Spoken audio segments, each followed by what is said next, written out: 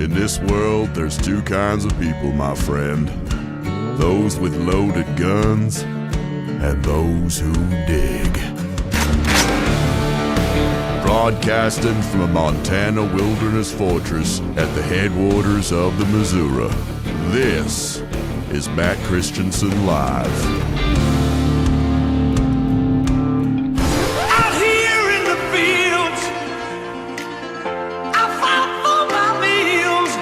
A lot has been said about me today through anonymous allegations. And I thought it was important that you see and hear from me directly. Wrong. I don't need to fight. These allegations of sexual assault are flat false. They are absolutely false. Who gives a crap? I don't care. I don't need to be forgiven. He touched young people. Fucking own, bitch. They did not happen. They have never happened. And I will fight them with everything that I have.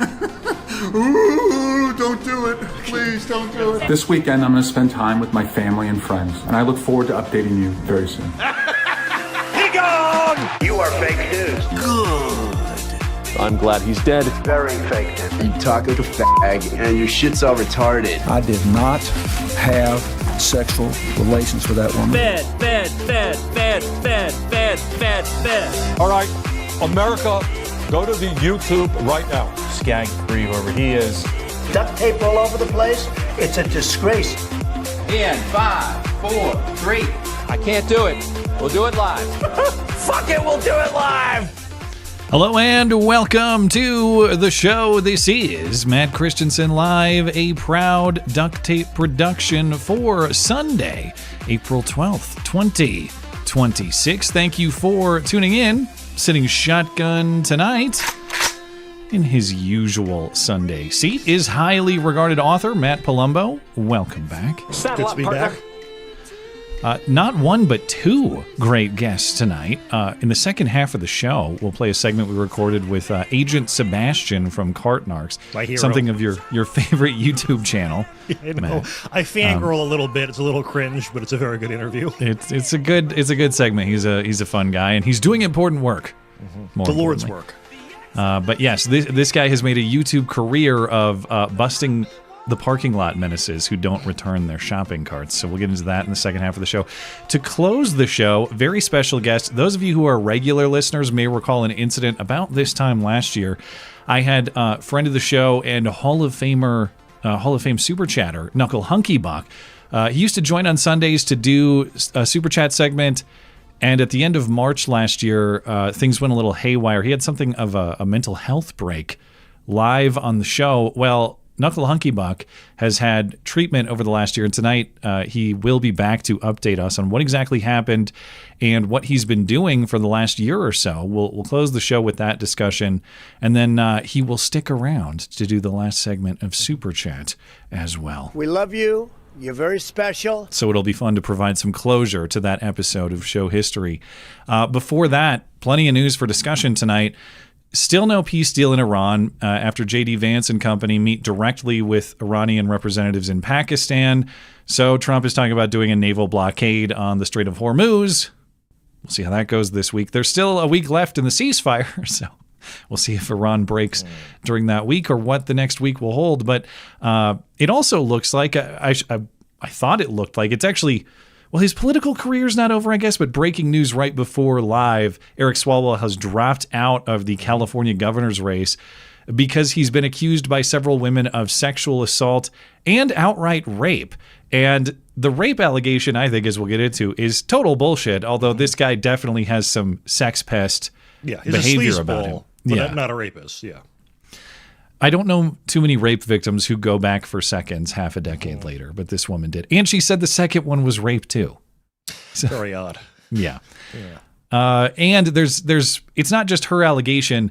You got Pharma Bro, Martin Shkreli, and Jack Posobiec posting a couple clips of the same incident where it's unclear what the time is, but Eric Swalwell is getting very comfortable with a very young woman who's not his wife.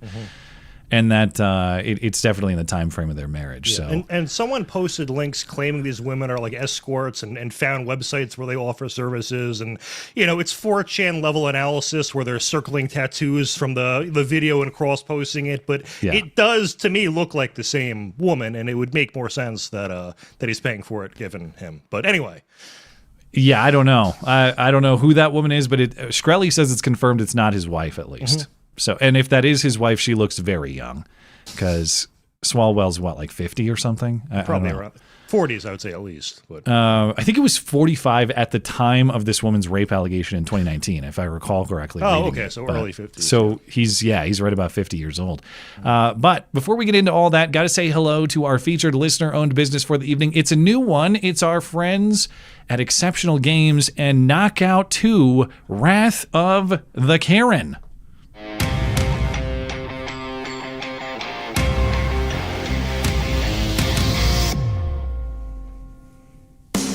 In Knockout 2, Wrath of the Karen, you become an FBI agent, that's Bureau of Federal Boxing Investigations, and save humanity from Karenism. Something has corrupted the once good people of this great country, and it's spreading fast. In Knockout 2, it is your job to punch your way to finding the source. It is the funniest game you'll play all year. It's made by a crew of 3 in Spokane, Washington. Use the link below and add the game to your Steam wish list. Wishlisting is totally free, and it helps developers win the algorithm. So if you want to win the war against traditional media and ensure more based games hit the market, wishlisting Knockout 2 is a great way to show support. Knockout 2 just released, and it's loaded with features.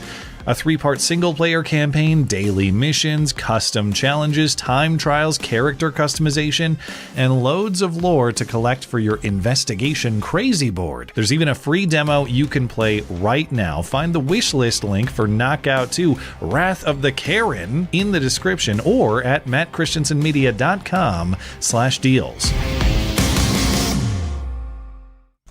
If you play PC games at all, please do consider a Steam wishlist click for Knockout 2 to help our friends at Exceptional Games. It's totally free, helps them as developers grow. They are listeners of this show, helps the show, of course, as well. Wishlist link in the description. Again, free demo and wishlisting is free. But find all the information on all our special deals at mattchristiansenmedia.com/deals. Deals by listeners for listeners. Okay, getting into it. Eric Swalwell's not the only one whose career is over. This was so good. Over the weekend. Singer Sabrina Carpenter is done too, or at least some might prefer that she's done. This week is Coachella, the music festival in Southern California. Sabrina Carpenter performed, and during her set, I guess some Arab woman, as far as I've seen, Matt, the woman who did the whatever Yodel.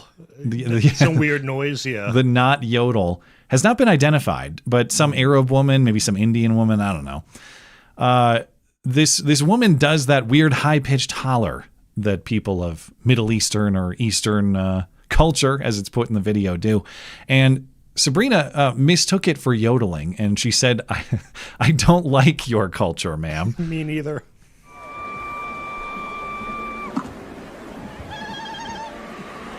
I think I heard someone yodel. Is that what you're doing? I don't like it. That's your culture, is yodeling?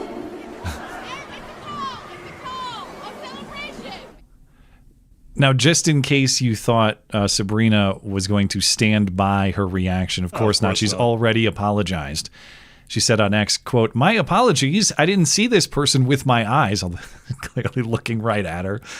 "I couldn't hear clearly listening to what she was doing. My reaction was pure confusion, sarcasm, and not ill-intended. Could have handled it better. Now I know what I guess it's called a zagruta." Why not? Yeah, it's called a zagruta, that weird thing that I'm not even going to try to do it because I can't. Yeah. I welcome all cheers and yodels from here on out. Well, so, she prefaced with, "I didn't see this person with my eyes," because she only has to apologize because the person is brown. Because like implicitly, the whole my culture defense only works then where we have to pretend it's like unique and cool and whatever. Yeah. Yeah. Anyway. Well, Sabrina Carpenter will be in an ISIS video, an ISIS hostage video by the morning, I think. Yeah. Now, I'm sure, in fact, I know you saw the awesome. Alphabet People list of letters has reached new heights of absurdity in Canada this week. Leah Gazin. It's kind of a weird name. Like, is she a legit Gazin? Is she that Palestinian that her name is Leah Gazin? I don't know. Anyway, Leah Gazin is a member of Canadian Parliament from Winnipeg, a member of the left-wing New Democratic Party, or NDP. She was describing the supposed ongoing genocide against gays and transgender people, and she gave a list of initials so long that I'm actually pretty impressed, Matt, that she can remember and recite it so well. That's an accomplishment. It sounds like a cheat code for a video game. It's deal with the ongoing genocide of MMIW, G2S, LGBTQIA+. This is abhorrent. You are gay, LMAO. Keep it simple. I was gonna say it's like the password on your router that it gives you. It's never anything normal. It's that. But the MMI stands for murdered. The MMIW is murdered and missing Indigenous women, meaning if you get murdered, you're now part of the LGBT community. So that is a weird. I didn't think of it that way, but you're right. Why are they included? The rainbow is a very confusing mashup of different things. If just because you're murdered or missing, why are you included with the gays? I don't. And if you're missing but get found, are you removed from the acronym, or does the Indigenous part stay? You have to be actively missing, I think. This is going to be an actual debate among these people, by the way. But well, and of course, the missing and murdered Indigenous women is such a disingenuous category. We have that here in Montana too, a state with several Indian reservations, and you'll hear this talking point. Oh, the missing and murdered Indigenous women. Wow, there are kidnapped and murdered women? Say, tribe and your reservation, would you like us to come investigate who's doing the murdering and the kidnapping? Oh, no. That won't be necessary. Oh, okay, well, I guess no one's going to find these missing women then, since you exercise your tribal sovereignty not to have law enforcement investigate these things. But yes, I'm sure it's a bunch of Edward Nortons from American History X who have set up camp on the Indian reservations, and they're killing Indians for fun because they're trying to get revenge for Custer or something like that. You know what is happening on the Indian reservations, though? There is, unironically and actually, a lot of cartel activity going on in Montana on the Indian reservations, precisely because it's something of a legal protected area, protected zone. I had a friend in Arizona who worked on an Indian reservation and had horror stories. I mean, it seemed like at least a quarter of the people they interacted with were alcoholics. Only a quarter? Things have really improved. Like, they were probably being conservative, but a ton of domestic violence, a lot of it, they were telling me, it was not reported to police or anything. It was all kept internally, and he said that he would it was, I think, illegal for him to concealed carry on the reservation, and did it anyway because it was worse than. I don't know actually. That's a good question. Does they might be wrong, but that's concealed carry permit apply on the res? That I'm not sure of. They might have been mistaken, but that's what he told me. Well, I regret to report that even though he may be the only person, the one person, significant person that Pam Bondi actually did get arrested, the progressive activist William Kelly is still out there. Come and get me, Pam Bondi. This is the guy who was yelling at children, telling them that their parents are Nazis during the St. Paul church invasion with Don Lemon in February. Now, Kelly was arrested. He was charged. He was released. He is still back out there. Yesterday, my sources say, Matt, was National Fuck Ice Day. And I just thought that was every day. But I guess they have a National Fuck Ice Day where the activists gather round at the ice facilities, in this case in the Twin Cities, but it happened in other cities as well. They showed up at the federal building at Fort Snelling in Minnesota, and they did their dildo swinging bit again. You remember we watched that clip of them sticking dildos to that guy's car, and I'm one of you. What are you doing? Don't dildo my vehicle. Anyway, they're still doing that bit. And Turning Point USA reporter Savanah Hernandez was there taking video, and she said that Woke Farmer was the guy who actually identified her and incited this mob against her. She was physically attacked by several people. We now know the perpetrators here actually are a family unit, but this is what happened to her while she was just recording video.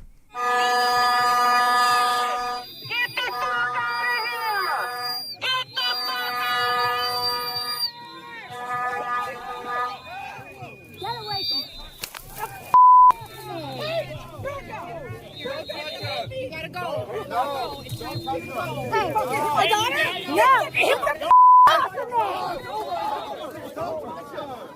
Stop touching me! You fucking touched me!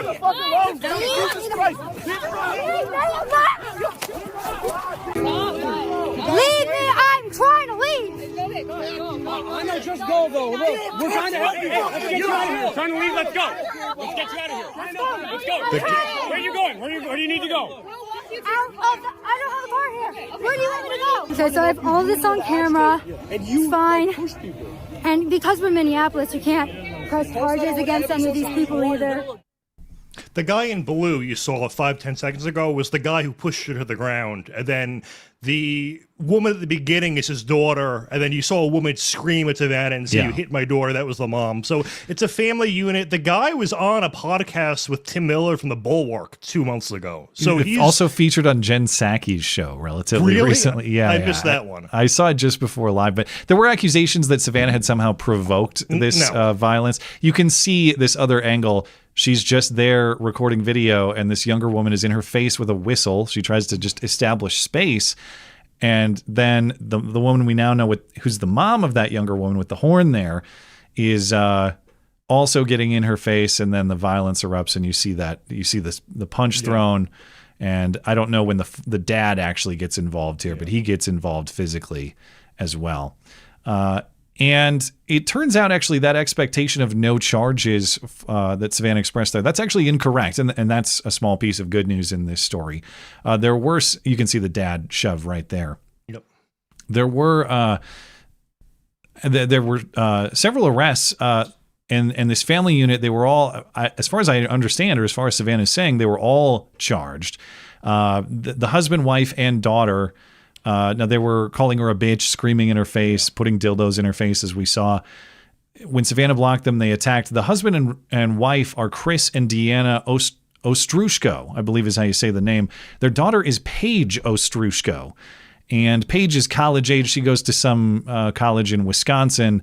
Hilariously, the father and daughter, so Paige and Chris, they have social media accounts, and their names are Minnesota Angry Father and Minnesota Angry Daughter. Bingo. God. They have good branding in the Ostrushko family. Yeah, great. Yeah. Although the thing is, Hennepin County, the DA is Mary Moriarty. I was trying to Google Moriarty. Yeah. Moriarty. Who's it? It's Mary. Scary Mary. It's Scary Mary. Lesbian Mary. Dykey Mary. Yes, but she is an Alex Soros-funded DA, and every single progressive policy she supports. She's let murderers out on crazy plea deals. There was 1 week where a guy did $25,000 worth of vandalism to Teslas, and she let the guy off with probation. Yeah. And I think it was 3 days prior to that, there was a woman who keyed a car at like an IHOP and did $1,000 of damage and got criminally prosecuted. So she's very selective in, if you do it against the right, it's okay. Just because they're arrested and charged doesn't mean you're going to have a successful prosecution or any prosecution at all. Now, Harmony Dillon at the DOJ did say that the feds are going to get involved. This was on federal property, as far as I understand. It's at Fort Snelling. Is that federal? Well, it's the federal building, but Fort Snelling, is that? Anyway, there may be federal jurisdiction because of federal property here. The building is federal property that this is near, which is why they're outside protesting it. And there's also the complicating factor that the mom there actually asked Savanah right before the attack, "What fucking race are you?" What fucking race are you? I assume to say, like, you're Hispanic, so you should be siding with us. But that potentially opens the door for the feds to get involved with civil rights charges, which normally I would oppose because I don't think that's the feds' business and is a massive expansion of federal power on bullshit grounds. However, rules are rules. So bring the civil rights charges against this family. I hate the whole, liberals are the real racist bit. But that being said, this is the first video I've ever seen of a mob of white people attacking a person of color. So they're Ukrainian Iranian, supposedly. Yeah. Like, I don't know, the dad is Ukrainian, the mom is Iranian, or something like that. I don't even know. Yeah. Anyway, now Paige is now playing the victim. She says she was assaulted. She says, everyone, quick, get your video to the Hennepin County Prosecutor's Office because I was attacked, and we need to get the truth out. This is Emma, Angry Daughter, also known as Paige Go. And I was the girl that literally just got fucking assaulted by a fucking piece of shit Turning Point bitch. I got released. They're gonna like do investigation and all that for video, but I need everybody to send their video that they got of her assaulting me first. And then second of all, my boyfriend that was protecting me, Lorenzo Garcia, the one that was talking about his dad, yeah, they fucking took him for protecting me. I need everybody to get the word out to go to Hennepin County Jail and help him get out because he was assaulted and unlawfully arrested for no reason for protecting his girlfriend. Good. Well, did you see who the boyfriend is? No, just the name told me all I needed to know. Why? What does he look like? Thing is, you're correct. Now, for her claim of everybody get the video out. Okay, there's multiple angles of video, and none of them show what you're talking about. So that's going to be a problem for you, though. Like you said, you may have a friend at the DA's office, so you could work that relationship, I suppose. Now, as far as the boyfriend that she referenced, you're right. You heard the name. 20-year-old Lorenzo Amadeo Garcia from St. Cloud.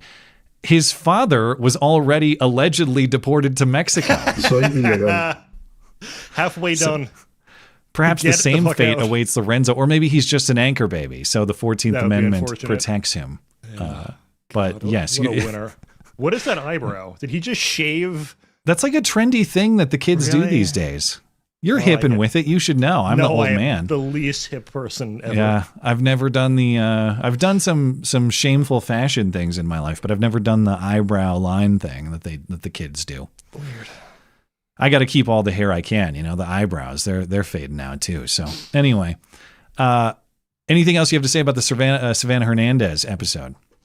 It is.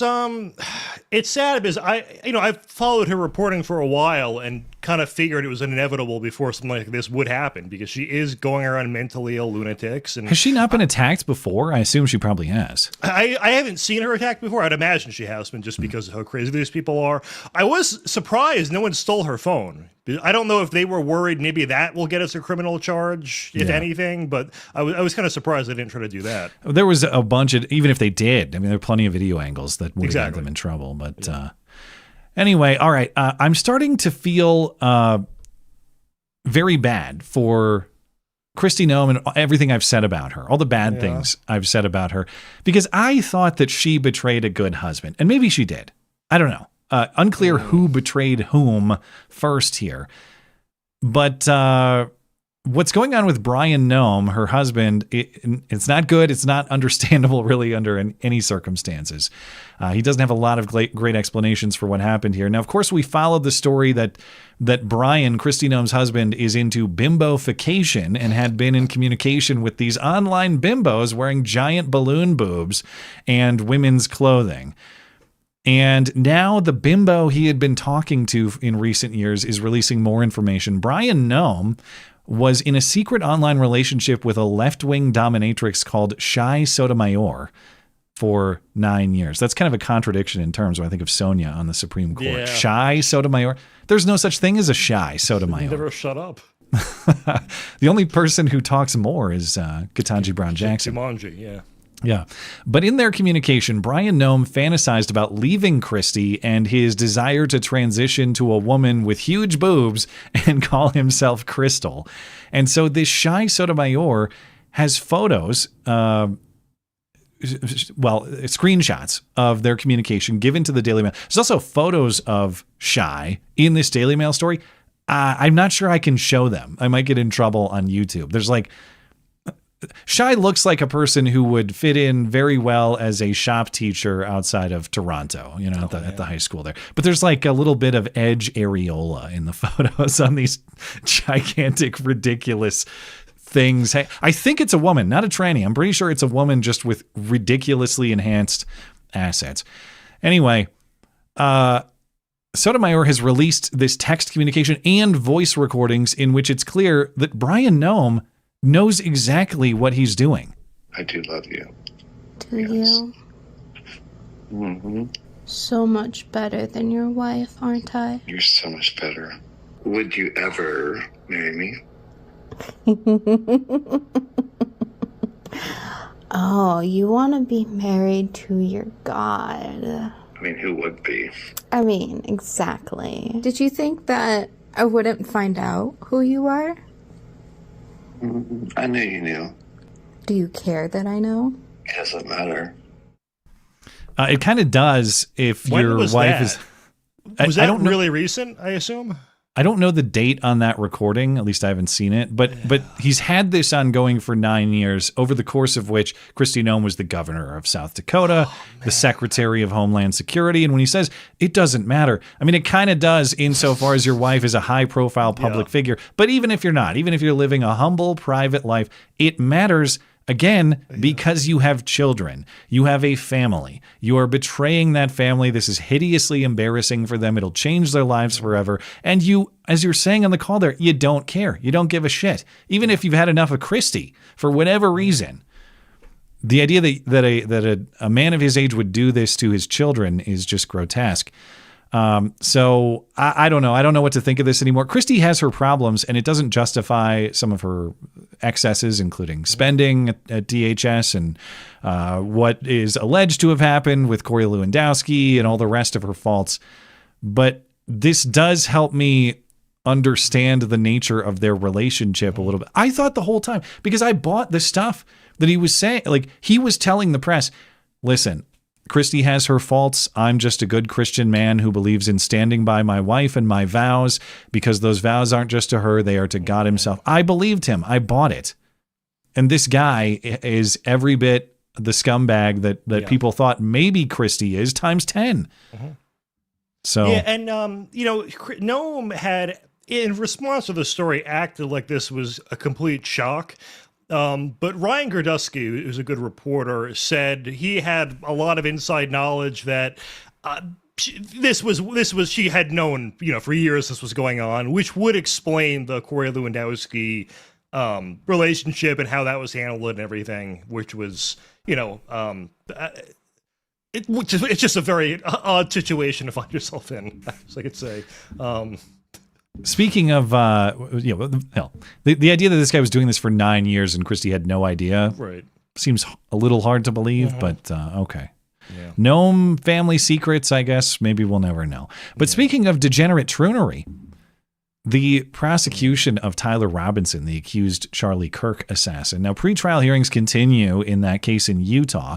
And this week, the affidavit for the search warrant was unsealed through a media outlet there that did a public records request, I believe. But as part of this document, it's now known that investigators say that Tyler Robinson wrote a letter to his trans lover and roommate, Lance Twiggs.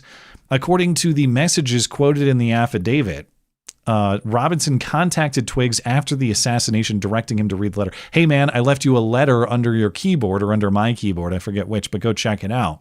Now, the letter reads in part, Luna, who was Twiggs' transgender name. If you are reading this per my text, then I am so sorry. I had the opportunity to take out Charlie Kirk, and I took it.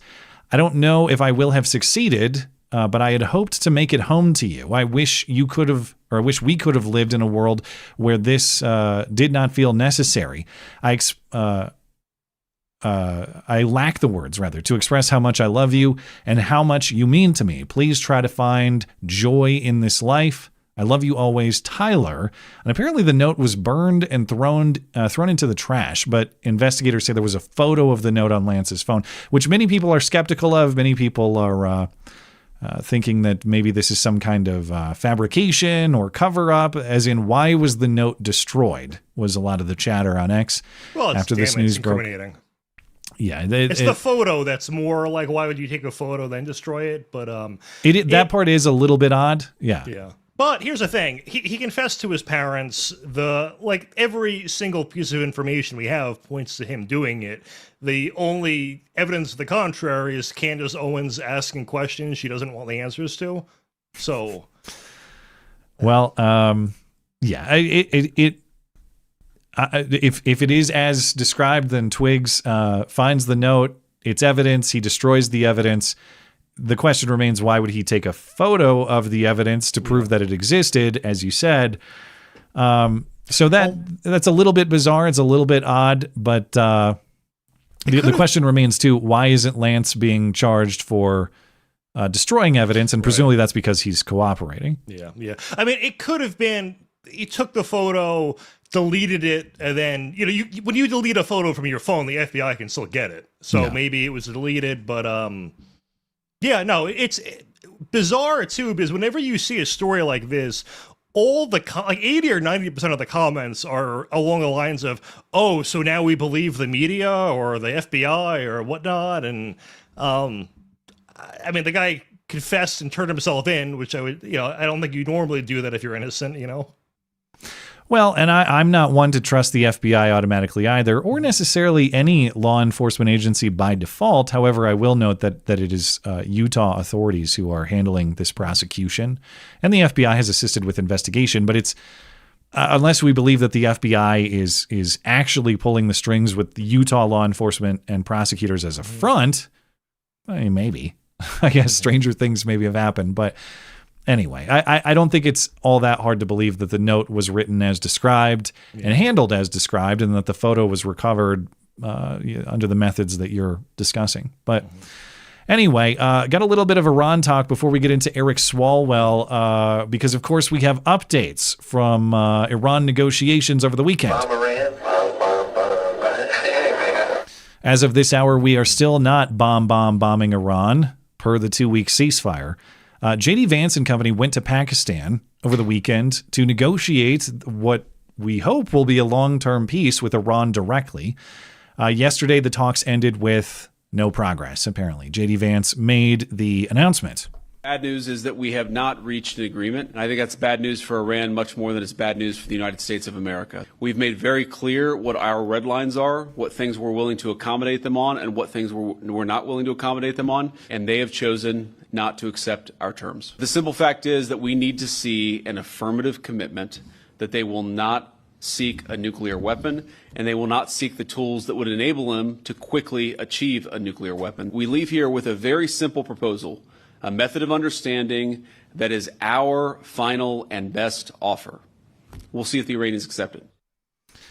So we say no nukes, and they say no. We say open the fucking strait, you crazy bastards. And so far, praise Allah.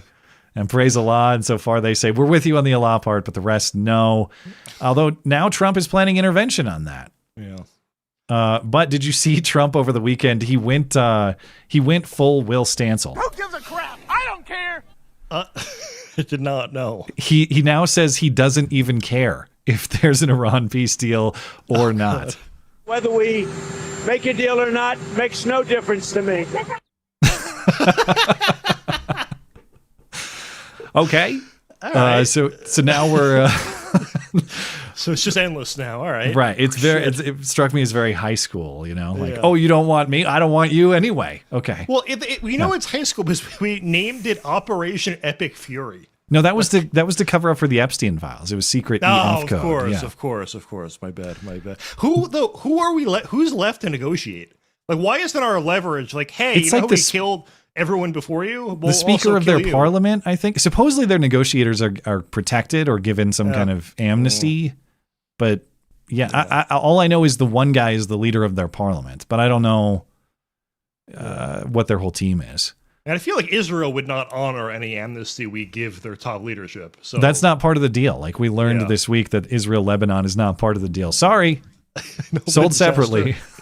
My apologies for a month ago saying this would probably be short-lived. I don't fucking know anything. That take is aging. Not that I'm trying to be patient with this too, but it's getting tougher and tougher. And what Trump apparently means when he says, who gives a crap? Well, I guess he doesn't mean that we're just going to leave it and who cares. He means that apparently they had their chance to talk. If they won't agree to open the strait, then we're going to make them open the strait. So this morning, Trump posts that he's ordering a naval blockade on the Strait of Hormuz, as in no ships in, no ships out.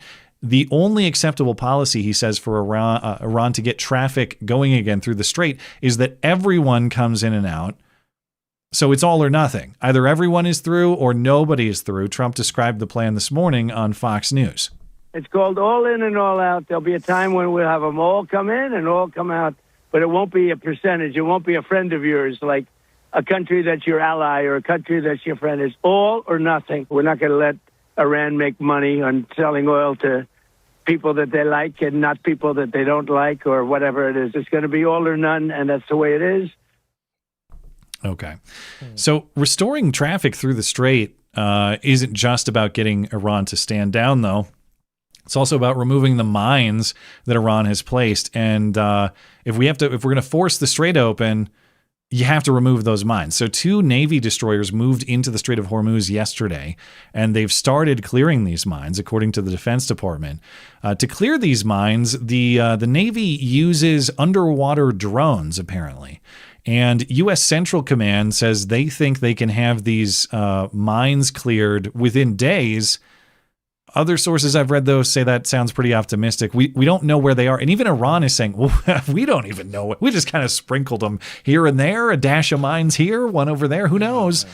And given that we don't know where they are, it sounds like people outside the Defense Department say this could take a lot longer. Some sources are saying months. Now, I don't know what the truth of the matter is and what we're capable of as far as mine removal in this sort of environment. But if we're looking at potentially months to remove mines, whether the strait is open or not as a formal matter of policy, the shippers in that area, if they know like, hey, maybe you might hit a mine, how many of them are going to take that risk? And you might just see traffic sitting because there's not a lot of confidence that you're going to get through it explosion free. So rightly or wrongly, the move for now is military escalation. That's what we're going with. A ceasefire with now escalating military activity. We're not getting the sort of concession from Iran or the peace agreement that we'd hoped for. Not to say that we won't, but this week has not gone that way. And really, this remains more of a question of politics than military capability. How much political capital does Donald Trump want to spend on this Iran situation? And how much political appetite do people have for our ongoing involvement with Iran? Just as we just mentioned, I think patience potentially for people in the administration and certainly patience for people, just the general public. We're in this now, what, a month and a half? And now we're talking about escalation and potential delays because we got to get. I don't know how long they're going to hang on to this before they decide, like, you know what, it was better before. The hell with this. I don't even care. I never did care. Joke's on you, as Trump said. Yeah, I mean, you don't want to govern by opinion poll, but if we were to, Trump's approval is the lowest it's been because of this. So, yeah. It has been a net negative. Now, maybe it could turn around somehow, but I don't know. I mean, I guess the good news is people's political attention span is about 2 weeks long. So if 3 months from now gas prices are back down where they were, it'll kind of be forgotten. But for the time being, it's not looking ideal. Who cares about gas prices and international warfare? Eric Swalwell is done. The congressman turned gubernatorial candidate apparently now is quitting the race. Maybe will quit or be forced out of Congress. And earlier, now, as we said, the news broke like 20 minutes before showtime. Eric Swalwell is done in his California governor's race. I thought he was going to stick it out, though. I thought that, as we heard in the intro with his response video, he said, I will fight this with everything I have. Apparently not. My sources say that Swalwell did toy with sort of a resurgent campaign message. They thought about coming back with this one. Vote for me or I'll rape you. Jeez. I would vote for him. I mean, if that's the stakes. And then they decided, no, that's not enough, actually. Vote for me and I'll lost my support. Eric Swalwell. But joke stolen from Gain of Fauci on X. But you got the rest of the Swalwell stuff. I wanted to leave with... It was a joke made my weekend. So the thing about him dropping out is it's actually too late in the primary for him to drop out, meaning he is still going to be on the ballot. He's just not going to be campaigning anymore. But, you know, in the wake of these allegations, which I'll get to after prefacing them, I've seen maybe a half dozen liberal journalists come out and admit these have been an open secret. Everyone's known about this and hasn't reported on it, which is, you know, damning for journalism as it shows they're willing to sit on all this stuff. But the question is, well, why are they all reporting it now? Do they have an ulterior motive? And there is a pretty obvious one in how the California governor's primary is structured. Now, in most states, you got a Republican primary, you got a Democrat primary, and then the Republican and the Democrat face off. In California, it's an all-party primary, meaning whoever the top two candidates are then advance to the general election.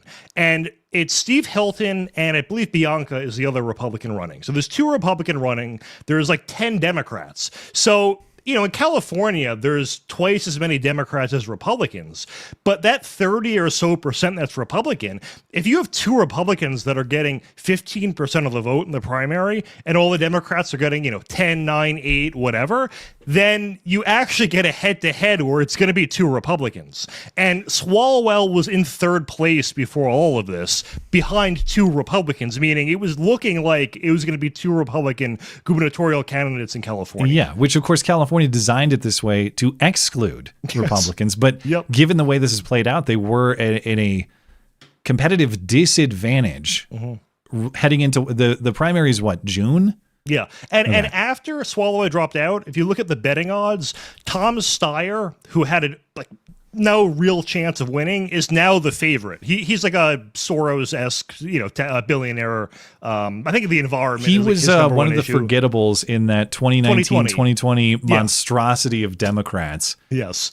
He was actually, he's a ridiculous person based on what I've heard him say, but he was not ridiculous enough to stand out in that clown car. Yes. I do remember him being there, though. He's a business guy, so he at least has knowledge there, but he's a clown otherwise. But to get into the substance of the story, so it started with a story in the San Francisco Chronicle where a woman who worked for his office said in 2019, a few weeks into working for him, he was sending her, I think, nudes on Snapchat, wanted to solicit them from her back.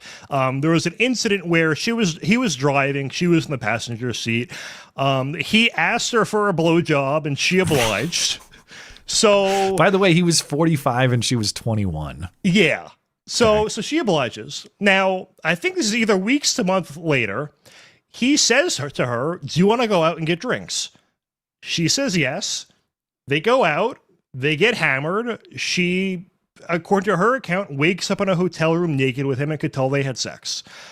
Now, again, seems like a regrettable drunken hookup, but how could we really know? Well, 5 years later, she no longer works for Eric Swalwell and decides, hey, I wonder what Eric's up to. She texts him, hey, you want to go out and get drinks? And then, what do you know? They get really, really drunk and have sex, and once again, it's rape. So she said, hey, I really liked when you raped me 5 years ago. Would you like to rape again? Yeah. So now, is this the same woman that CNN talked to? Yes, so this is that. I do have the clip of her if you want to. Yeah, go ahead. Okay, so this is her describing the situation to CNN over the weekend. After that bar closed, we went to another. I went to the bathroom, and I don't remember anything after that. You don't remember anything? I remember the next day. I can see flashes of that evening, of him on top of me pushing him off, him grabbing me. It was a lot more aggressive. Did you say no? This rape was more aggressive than the prior rape. In my flash that I can recall, I was pushing him off of me saying no. And what did he do? He didn't stop. He didn't stop. I woke up the next morning naked, alone in his hotel room. I, for a moment, didn't even know I was in his hotel room. That's how intoxicated I was. And I called my mom, the only person I could think that could help me. And we were able to corroborate that It by happened speaking again. with friends and family she confided in, reviewing photos and screenshots of contemporaneous text messages. And we also reviewed a message from her medical provider the week after she received the pregnancy and STD tests, calling her a, quote, survivor. Now, I should clarify. I thought she was describing the second account there. Now, contextually, it sounds like maybe she was describing the first one. I woke up in his hotel bed and felt like you're correct. Yeah. Okay. So maybe I was slightly unfair there. My joke doesn't land then, but I thought she was talking about the 2024 one. It's kind of unclear. Yeah. But so in total, CNN claims there are 4 women who have stepped forward, and from what I've read, it seems like he's a scumbag who abuses his position of power as an authority figure to sleep with women.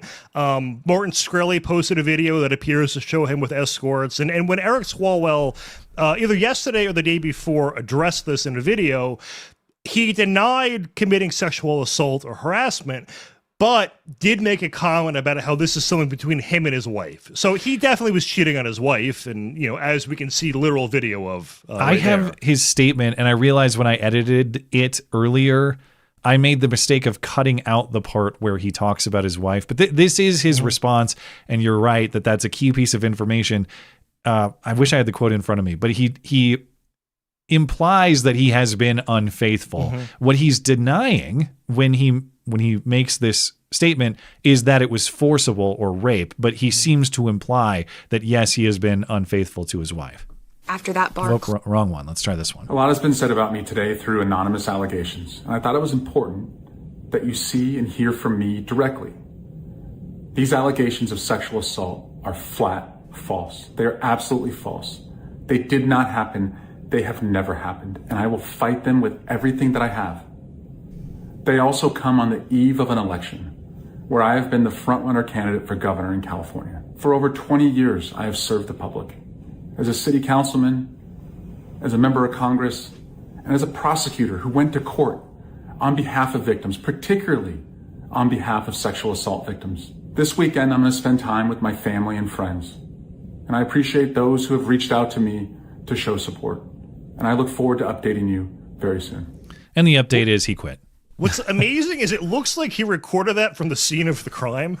Like it looks like a Holiday Inn hotel room kind of. And the truth is actually worse. Well, maybe not worse than the scene of the crime, but it is kind of bad. As I sent you before live, I just wanted to emphasize this. Yeah. The report over the weekend is that the room, the kind of strange looking room, what looks like a hotel room, maybe as you were saying, a seat next to a bed for whatever reason, yeah. right? That is apparently the home of a billionaire who is a supporter and donor to Eric Swalwell, who's engaged to an OnlyFans model who is facing criminal charges. Now, I don't know if that's true, but if it is true, the New York Post is reporting it, this guy is having not just an existential crisis for his political career, but something that really, obviously, more importantly for anybody, is going to destroy his family, like the Noem family. You wonder how much was known. I mean, it sounds like he and his wife have had this ongoing problem for some time. But if he's in this situation, his career, his family are threatened. I know. I'll go to my buddy's house, the guy engaged to the OnlyFans model who's facing criminal charges. What? Why does he seek refuge there? Why He's is probably that? stuck with her too. But I guess to close out the story, the most ironic part of this is when Brett Kavanaugh was being falsely accused, of which the allegations had no real evidence, or with Christine Blasey Ford, didn't really make much sense. Like, how did she, why would she abandon her friend at the party? How did she get home when this was pre-cell phone and all that? He was amplifying those claims, support survivors, believe survivors, believe all women. And while I don't think there's evidence that he committed rape, if we have to go by his own standards, he is a rapist Swalwell. Yeah, well, yeah. And here's some of his thoughts on Kavanaugh. You know, obviously we have to believe the accusers, and even one credible accuser is enough, even though there wasn't one credible accuser with with Kavanaugh. Now, Tim in the Discord server has the quote for me, and thank you, Tim, for doing this. This is what Swalwell said that was relevant to his wife that I foolishly clipped from the video. Quote, I do not suggest to you, this is Swalwell speaking, I do not suggest to you in any way that I'm perfect or that I'm a saint. I've certainly made mistakes in judgment in my past, but those mistakes are between me and my wife, and to her, I apologize deeply for putting her in this position. And I also apologize to the rest of you if you supported me, blah, blah, blah. But that's the stuff that implies that there's some stuff that has gone on that's maybe not rape, but it's not good marriage behavior either. Yeah. Oh, I forgot to mention, too, one other point was, I thought it was odd, they're calling for him to drop out of the California governor's race, but not resign from Congress, which seems, a little obvious what the real goal is here. But since then, there is sort of this potential deal that's being suggested. I don't know what the actual odds of it going through are, where they want to expel 2 Republicans from Congress and 2 Democrats for unethical behavior, Swalwell being one. There's one black Democrat who I think was recently convicted of fraud or accused of fraud.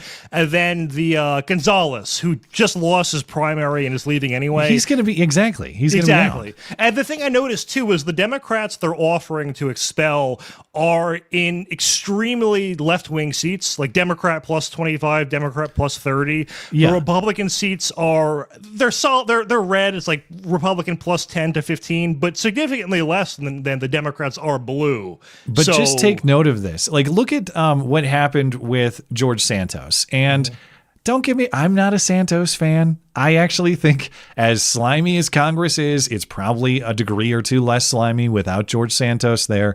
I don't think the expulsion of George Santos is unreasonable on its own and on principle. However, for the same reason, I don't think the expulsion of Eric Swalwell would be unreasonable on its own.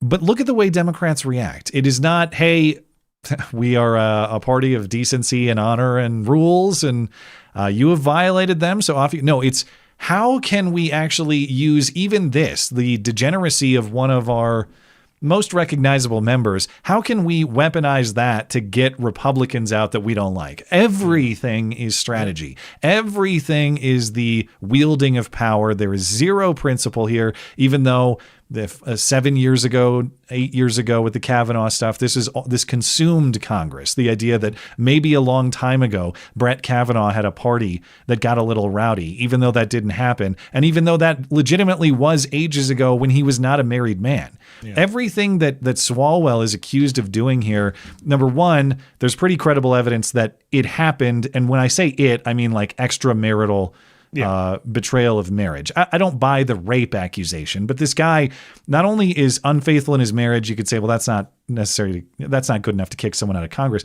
There's a pattern of women here that it appears that he uses his position as a member of Congress to have fun with the interns or the new hires. There's a big problem there. Even that, like the champion issue for the Democrats, they won't stand on that alone to hold one of their members accountable. It is, we got to go get some other scalps using our own party's failure. Yeah. I'm looking. I just found it. Hold on. Can you see this?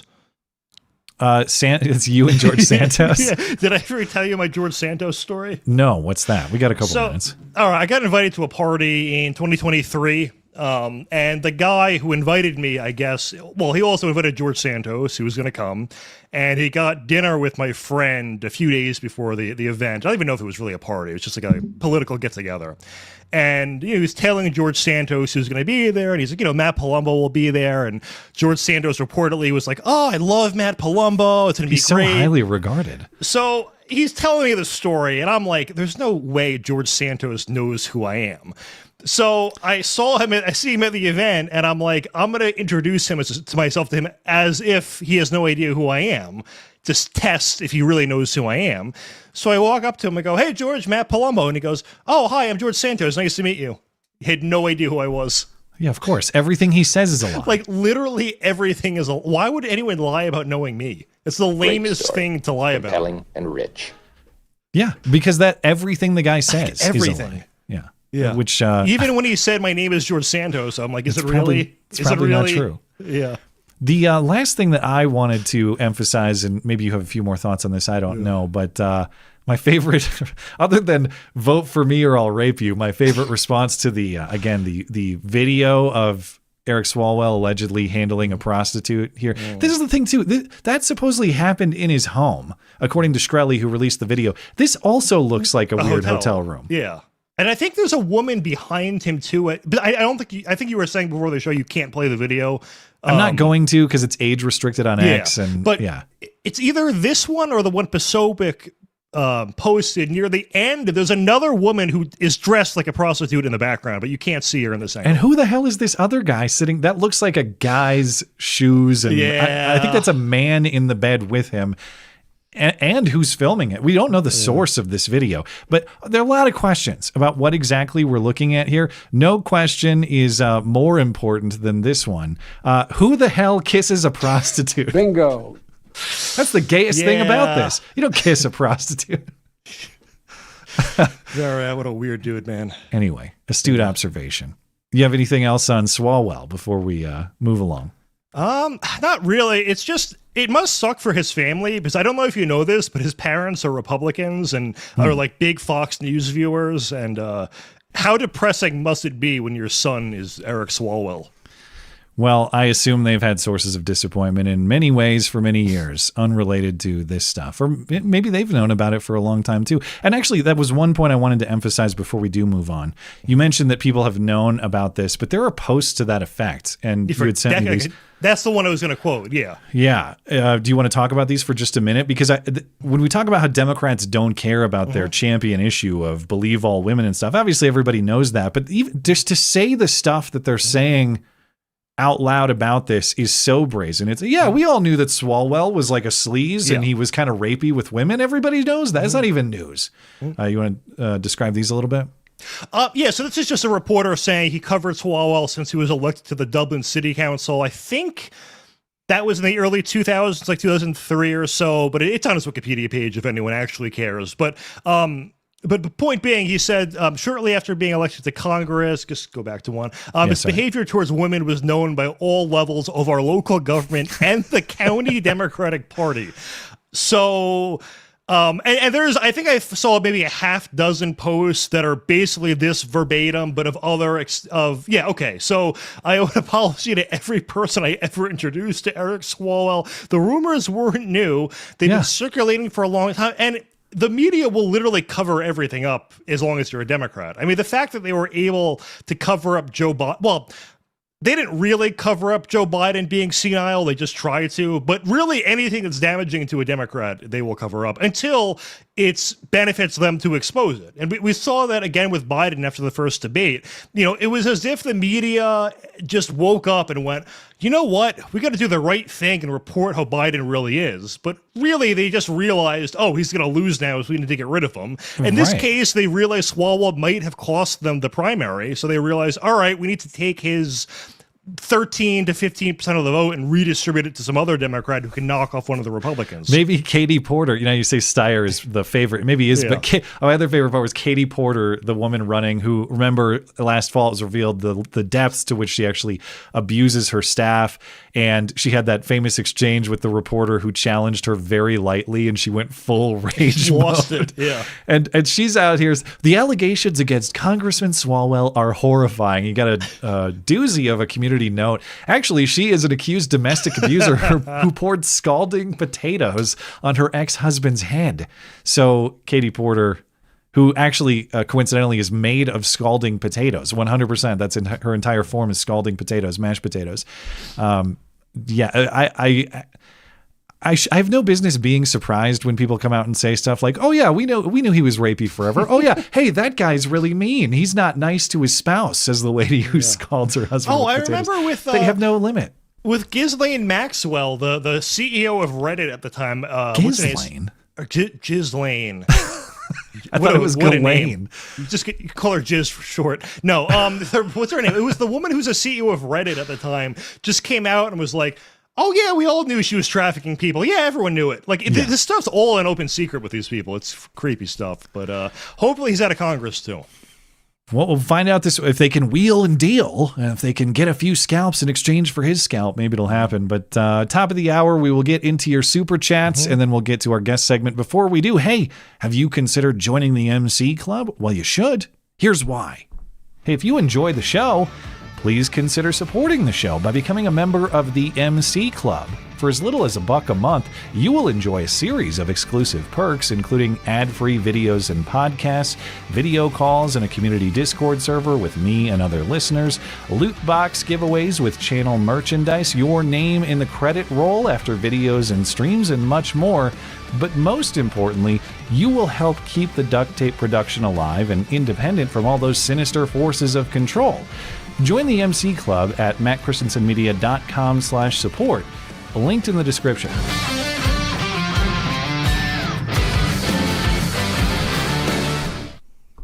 One more thing. So in response to Swalwell suspending his campaign, Stephen Miller, not the one who works for Trump, the reporter Stephen Miller, says, "So you're staying in Congress?" And Martin Shkreli writes back, "I might as well upload some more footage." So I would assume there is more because it's such a short clip. Yeah. So we'll see. Stand by for another Pharma Bro drop. Imminent, it sounds like. Okay, we'll start over on YouTube here. K. Burke, keep up the great work, Matt. I always want to share your videos with my left-leaning friends and the fam, but you say the R word and disparaging stuff about the left, which is warranted. It stops me from sharing your videos. The R word. This is shameful. Well, hey, it's that's never retarded. It's never been a clean channel. You got to have a little fun, man. Although I appreciate you watching and thank you for supporting. And of course, thank you for sharing as well. Let me put it this way, though. I don't choose vulgarity for the sake of vulgarity. I'm not trying to be edgy with language. I assume maybe you're talking about the last video where I was making jokes about gay racist pedophiles because that was what Gavin Newsom was calling people who were alleging fraud. Yeah. I'm sure you've seen this, Matt, last month, you had Nick Shirley, Benny Johnson, Dr. Oz, all talking about fraud in California. And individually, he called Dr. Oz a racist. He called Benny Johnson gay, which there are allegations out there. But who am I to say? And then he posted a meme implying that Nick Shirley was like a creepy pedo. Like he wanted the show me the children. Yes. Stupid me. Yeah. So. The whole point of that is, I guess I didn't say retarded, so I don't know which video you're talking about. But when things fit in context, I'm not going to shy away from a bad word or something. I want to have some entertainment value in addition to the arguments presented. Let me put it this way, though, K. Burke. If you share one of my videos, which of course are perfectly argued, and there is no plausible rebuttal to any of them, and someone says, I found him very convincing, but he said the R word, that is your confirmation that they are indeed retarded and should be called as such. Trump said retard recently, which I think made history as the first president to say it. But he said that we talked about it on Wednesday. In fact, you sent me the link, so I included it in the Wednesday show. He said that Kim Jong-un called Biden retarded. Yes, that was the context. Thank you, K. Burke. I appreciate it. And Long Dong John. So is Bridge and Power Plant Day back on? Well, we still have the ceasefire extends technically through what, a week from Tuesday. We're not even halfway through the 2-week ceasefire yet. So I don't know when Bridge and Power Plant Day is, but it's coming up. Yeah. Esoteric Unbound. Mr. Noem seems like a bad dog and should probably should be treated accordingly. I don't know how. There's a lot of dispute and debate about the justification or not of Christie shooting cricket. If at this point, if Christie shot Bryon Noem in Minecraft, of course, Raja Mohan and everything. If she did it metaphorically, I'd be like, yeah, I guess I get it. Now, I guess they're balloons, so they probably could. But let's say that his giant boobs were solid silicone. Is that bulletproof? Yeah, is that bullet? Like, is there a? I've never thought about it, to be honest. The ballistics gel that they shoot to test different rounds. That's what his boobs are made out of, and it would it would get stuck in there, I think. Yeah, it's good for him. Thank you, Esoteric Unbound. K-Dog Mulligan. Lance Twiggs is a hilarious name. Yeah, well, did Lance cut off his twig? Everyone wants to know. Bingo. We still don't have confirmation. Tarek Roma, in the words of Halo 3, finish the fight. We were talking about this on Wednesday too, Matt, that it's like the way that this has been handled, by this I mean the Iran stuff, it's kind of pissed off everyone. You have the isolationist, anti-interventionist people who, of course, want nothing to do with an Iran war in general, which is a position I understand and I'm generally aligned with, I would say. Then you have the Iran hawks, who are kind of pissed off that we're just we're not finishing the job. We're not Halo 3 finishing the fight. We're just kind of messing around and not. We've taken out the elder Khomeini, but not the younger gay Khomeini. Yeah. And now we're in, as far as trade through the strait, we're in a worse position as far as prices at the pump. We're in a worse position. So people who would rather just see Iran totally obliterated are unsatisfied for that reason too. Yeah, and I was more optimistic, I think, because the Venezuela thing was handled in, 5 minutes, and I just thought, you know what? These foreign policy interventions have usually failed in the past, but with Trump, he just has a way of defying the odds, and, that even goes back to all the indictments, him being shot, trying to take him off the ballot. I just kind of feel like, all right, the guy's kind of invincible with these type of things, and it does seem like there's substantially less of a plan here than... that was the argument that Trump had laid out. Well, remember there was that specific question of a reporter saying, well, what do you think about the U.S. kind of mixed record with regime change? Yeah, well, that wasn't me.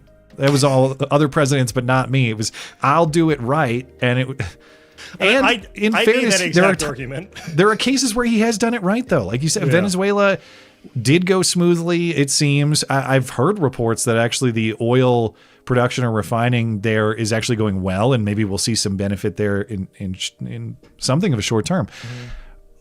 Iran, I'm not... I've been trying to wait and see, but I'm looking at the clock and it's like 6 weeks of wait and see, and I'm not seeing a lot that convinces me that this was a great move.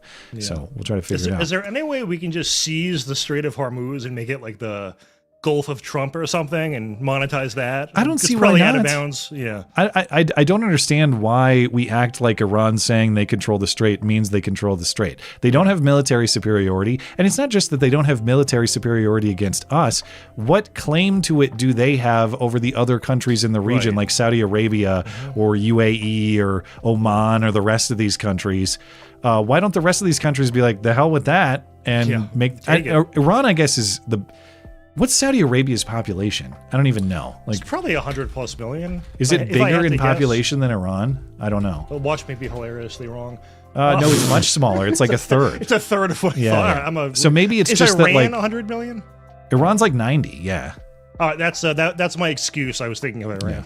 Yeah, anyway, totally. Maybe that Iran has more power there than I realize. I'm not a great Mideast mind in terms of who the real boss is there. I just know that when they have to go against us and the combined forces of, theoretically, all the other powers in the region who would prefer to have the strait open for their own reasons, they don't have the ability to control the strait in that way. But we're kind of letting them, but maybe not. Maybe it all ends now. We tried to talk it out. Now talking time's over, and we're going to remove the mines, and we're going to park our destroyers there. And if you try anything, you're going to get blown up, and you're going to have a bad time, I guess, is what we're going with. Over on Rumble, Newbie says, if you read this... You are gay, LMAO. Thank you, Newbie. Yakko, 1977. Tomorrow, the U.S. Navy is going to blockade the Strait of Hormuz. Iran was letting Chinese tankers through in exchange for yuan. Is that their currency? Speaking of international ignorance. And that might come to a stop. Remember, it's always been about China. I remember we talked about that when this happened. Like, best case scenario, you're not just eliminating the threat to the U.S. that is Iran, you are weakening China through this move. Hey, I'm holding out hope, man. Is there any way he can clarify in the comments if this is inside information? Because if so, I'll trade on it ASAP. Can you help us make giant bets? Yeah, can you help me make some spare cash after the show? Please. Yeah. Pothead Wino. Thank you, Yakko. Pothead Wino. Dude, what, is it bad? Look, I'm going to be very careful how I read this. I want to thread this needle because I want to recognize you, the chatter, and appreciate what you're doing while also avoiding certain complications that your chat creates. Pothead wino. I make AI renditions of a former person, a person with whom I formerly had a business relationship. Let's put it that way. I make AI representations of that former colleague doing filthy, nasty, wonderful things to my joy handle, and so should you. Okay. That's disgusting. Denounce. Thanks for supporting the show. Thanks for the cash, by the way. We appreciate it. I legitimately do disavow the use of AI for such purposes, but I appreciate the support. We will take your donation, absolutely. It must be a hell of a trip while on pot and wine too. Yeah. I mean, that's got to be like a Eric Swalwell level of intoxication that really enhances the experience. Howdy Twerkman. The Babylon Bee has a new season of Californians Move to Texas. Can't wait for the episode where Steve and Timpani go to Frisco. I know what the Babylon Bee is, but I don't know what that is. That's a production of theirs. Californians Move to Texas, like a video. Okay, so this is, they have a whole series. Californians Move to Texas, which is a comedy series by the Babylon Bee. But I haven't seen this yet, so I'll have to check it out. It looks like a spoof of, I don't know. Some kind of like Western spoof or a bunch of Californians moving to Texas and acting silly. I don't know what it's about, but I'll have to check it out. And appreciate your support for the show, Howdy Twerkman. Okay. I believe we're all caught up for now, so we will leave our chats. Well, actually, there are a couple here. Let's just get these finished, and then we'll get to our interview segment. Esoteric Unbound. Degeneracy has always been one of the legs of the Democrat Party stool, the other two being corruption and racism. Yep. Baby killing is just the shim under that leg. I thought baby killing was doing more work, but maybe you're right. So did I, but it's probably the same. A good description of the support structure. Orthodox Christian Andrew, happy Easter. Happy Easter to you, Andrew. By the way, Matt C., what kind of keyboard do you have? I just bought an Ergodox Easy split keyboard, and it has mechanical tactile switches. I would love to see a video of your setup. Well, I have a SteelSeries something or other. Can I hold it up here without like totally destroying the whole stream? I don't know. It's just like a generic SteelSeries, you know? And the reason I have this is because when I moved out of my old house back in 23, I did make something of a setup video.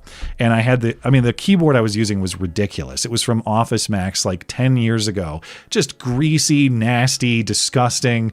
And someone in the audience who I wish I could credit, but I don't know their name on the spot, demanded that I have a new keyboard based on that video alone and sent me this SteelSeries. And I've been using this SteelSeries ever since.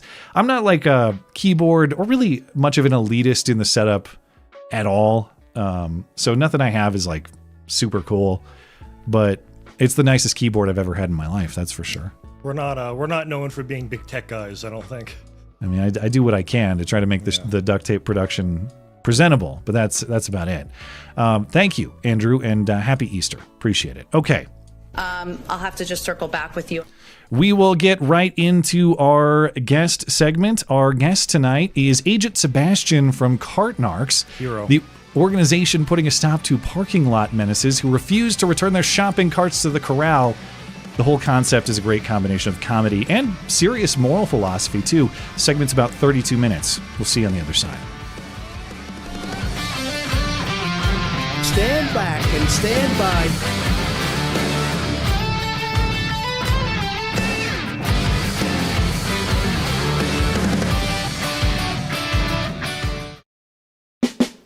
The shopping cart is the ultimate litmus test for whether a person is capable of self-governing. To return the shopping cart is an easy, convenient task and one which we all recognize as the correct, appropriate thing to do. To return the shopping cart is objectively right. There are no situations other than dire emergencies in which a person is not able to return their cart. Simultaneously, it is not illegal to abandon your shopping cart. Therefore, the shopping cart presents itself as the apex example of whether a person will do what is right without being forced to do it. No one will punish you for not returning the shopping cart. No one will fine you or kill you for not returning the shopping cart. You gain nothing by returning the shopping cart. You must return the shopping cart out of the goodness of your own heart. You must return the shopping cart because it is the right thing to do, because it is correct. A person who is unable to do this is no better than an animal, an absolute savage, who can only be made to do what is right by threatening them with a law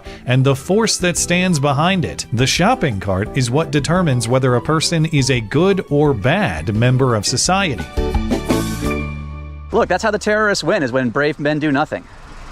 Is when Terrorists in the Target parking lot? Major Sebastian, I'm the founder of the Cart Narcs. Cart Narcs are an independent organization that tries to get people to just take their cart back to the cart return. We've had hundreds of encounters. I've had many threats on my life being a Cart Narc. Besides a guy pulling a gun on me, I've had multiple people say they're going to run me over. Well, sir, that's not nice.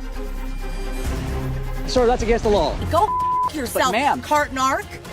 How about that? I threw drink on you, That's little assault. girl, okay? And that's Don't be a little girl. And as a feminist, I take offense with that. Is your disability lazy bonesitis? And who the are you? Well, lazy bonesitis, how about colitis? To those who say I'm just shaming the public, yes, I am.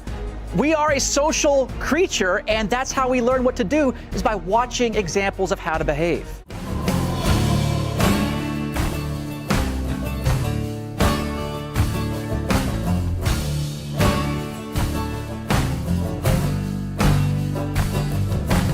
Welcome back. Our guest tonight is Sebastian, the founder and a special agent for Cart Narcs, a YouTube channel bringing truth and justice to the menaces of your local parking lot. Sebastian, thank you for making time for us.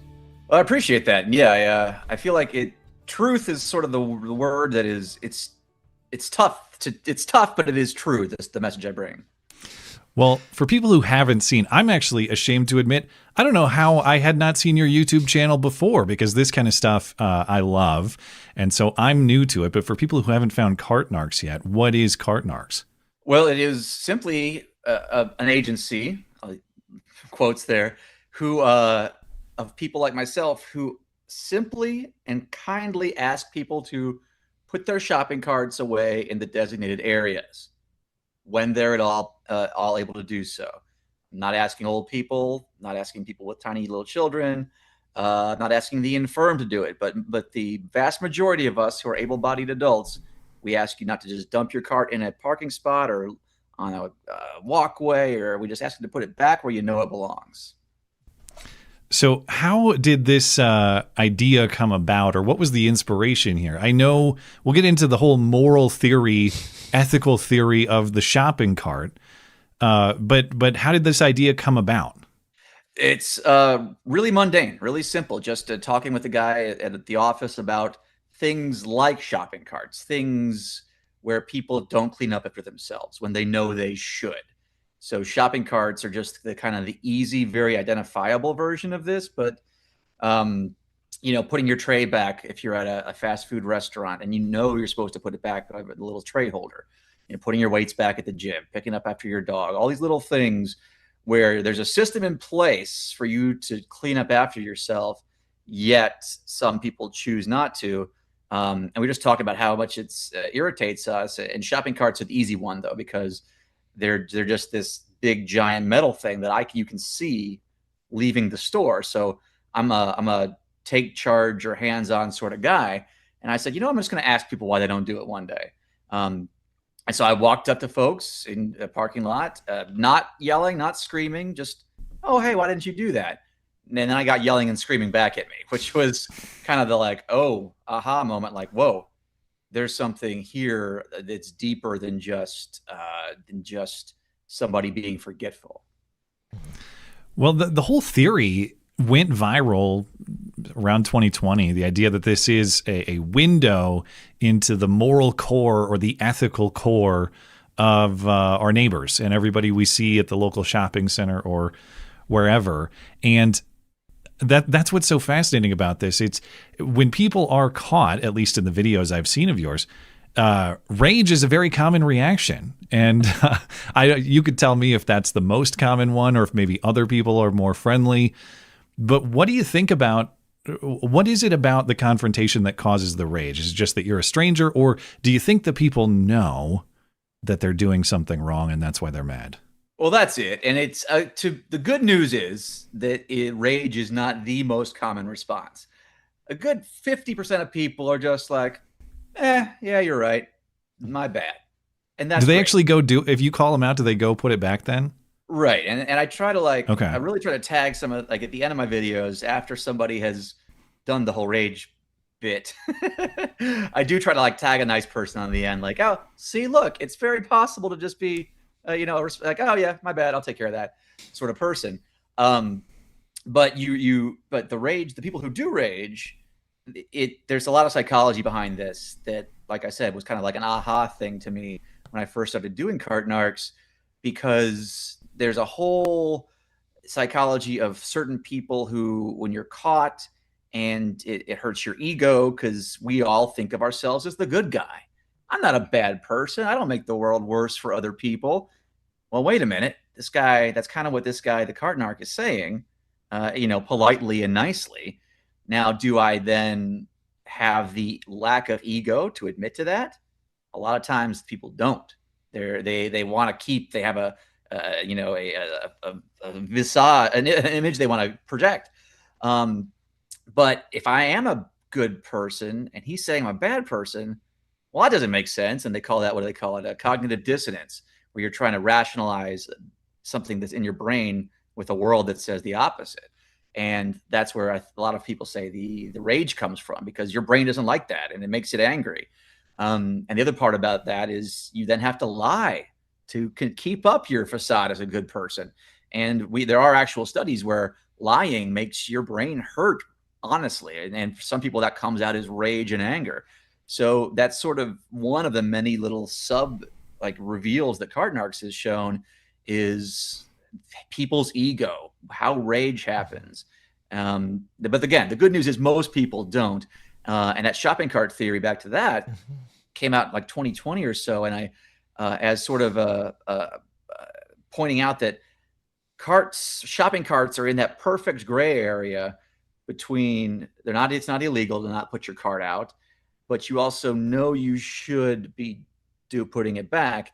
But and we don't want to make a law about that. So it's that weird, or that, not weird, but that perfect little area, like I was talking about earlier, about like re-racking your weights, for instance, at the gym, where it's just perfect libertarianism, I guess.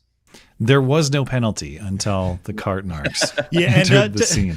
Just to explain to some people who don't know what shopping cart theory is, it's basically the theory that whether or not you return your shopping cart is like the bare minimum test for if you are capable of self-governance or living in a high-trust society. And what I think is interesting is Japan is often cited or believed to be like one of the highest trust societies. I saw a video where you went to Japan, and I'm reading the headline, and I'm thinking, he's not going to bust a single person. And I don't think you busted a single person. So do you notice, like, based on the areas you're in, that there are some areas where it's, I don't know, more universal, people put it back versus they don't? And I know you've been to multiple countries, so what's your experience there? And I guess also I just wanted to say thank you for your service. No, thank you. Yeah. I know you're exactly right. I went to Japan. I went to a Costco in Japan. They have those because, when you walk around Japan, you don't just notice that all the carts get returned. You notice that everything gets returned. It's clean. It's orderly. There isn't graffiti on the overpasses or underpasses. It's, people are walking on the right side of the street. Please and thank you and you're welcome is everywhere. And the subways are clean. No one's on their loudspeaker when you're on a train in Japan. It's all those things. Like I said, the carts are just a symbol, but the very visible symbol of that. And so, and I think that applies to other places too. Like, for instance, there are certain parts of the country here in the States that in my experience, because I've gone everywhere, and I've gone everywhere probably twice or 3 or 4 times. Like, for instance, a lot of the Southeast, not all, by all means. Like, I go to Nashville, and it's pretty tough to do a silly and interesting cart narc segment, like in like the nicer neighborhoods of Nashville or parts of Pittsburgh, or and I've got videos from those areas, so it's not all clean. But you kind of notice that, like, the nicer, quieter places where people know their neighbor sort of places you don't see shopping carts being left out. But you go to places around Los Angeles, Las Vegas, Miami. I mean, I've been to Detroit. People will say, "Oh, I'll be like in a nice area." They'll say, "Oh, you try that in Detroit or Oakland," and I've been to all those places. So those places can be pretty. Philly. Oh, geez, Philly's rough. Yeah. But to your question, yeah, it shows that it's not impossible. That human beings aren't just these savage creatures, that when we have the right environment around us and the right sort of customs and traditions and peer pressure, which is what this is, that things can be nice and orderly. And you were saying, people were indicating you'd be assaulted or, the victim of a violent attack if you tried it in Oakland. I saw one video, I think someone pulled a gun on you, and it was both horrifying but hilarious that you stayed in character during the whole thing. Well, and I'll say to that point, there's it's not just you're not just downtown Philly that's nasty. That video where the guy pulls a gun on me was kind of the middle of Texas, like an hour north of Austin. So there's different ways in which culture can kind of veer into the unneighborly category, as you might say. Yeah. In fact, I've had a gun shown to me twice, threatened to me a few times more, and 3 of those were in Texas, Dallas, Austin, and Houston, specifically. So, it's and in all those cases, you would say, well, guns should be more. This is a side issue, but part of the whole society issue. They're more prevalent and obvious there, but education doesn't always catch up with that. Yeah. I'm surprised it's only 3 times. Well, only thrice? There was one guy who, I can't remember if he threatened to kill you, but he said, "I'm a killer." And it turned out he had actually shot someone to death prior to that encounter with you, which I think was ruled self-defense or justified if I'm correct. But still, shows he's capable of pulling the trigger. So. Right. That was outside of Dallas. And yeah, he literally made several threats about gun violence. As soon as I published the video, people said, "Oh, I know this guy. In the prior year or 2, he had been on a Dallas train, shot a man in self-defense. I believe that guy survived." Oh, survived. Video. Okay, the reason he was on the news is because there was bystander video of like the EMTs treating the man who appeared to be conscious, and he wasn't dead, thank God. But he claimed the whole "they're coming right for me" defense from South Park, and they wasn't charged because enough people said, "Yeah, I guess." Even though the guy he shot was, to my knowledge, unarmed and was just pestering people. In hindsight, after seeing his encounter with you, he probably was does not help his case, is all I'm saying. But, no. It shows that yes, for all of us Second Amendment folks, it shows that with responsibility comes responsibility. If you're going to be given the responsibility of having a deadly tool, you're supposed to know when and how to use it. Yeah. You had a great question, Matt, that I wanted to steal, if you'll allow me. Go ahead. I just want to know what the most common excuse is when you confront these people. I imagine you've heard a very long list of them, but what's the number one? Yeah, and in fact, there was a psychologist, or no, not a psychologist, like some kind of post-grad human studies lady who just recently published a paper. She studied like 500 something videos and went through. And to my remembrance and just to my personal knowledge, it's usually that they pay somebody to do it. I hear that a lot is, "Oh, they pay someone to pick that up for me." And to my response always to that is, well, nowadays it's, I try to give them a minute. I say, "Okay, now you tell me why that's a stupid answer." but the main answer to that is, yes, they pay people eventually to come out and pick up. If you were to leave that cart right in front of the front door or on the roof, of course the store is not just going to leave it there. But they give you a designated cart area, usually with big old signs that you know how to use and exists because you're an adult human in the world. And it's there's this, like I said earlier, there's a place and purpose and system set up for you to put your cart away, and that, but it's sort of the it's like the first thing that pops into their head is someone's going to get paid to pick this up eventually.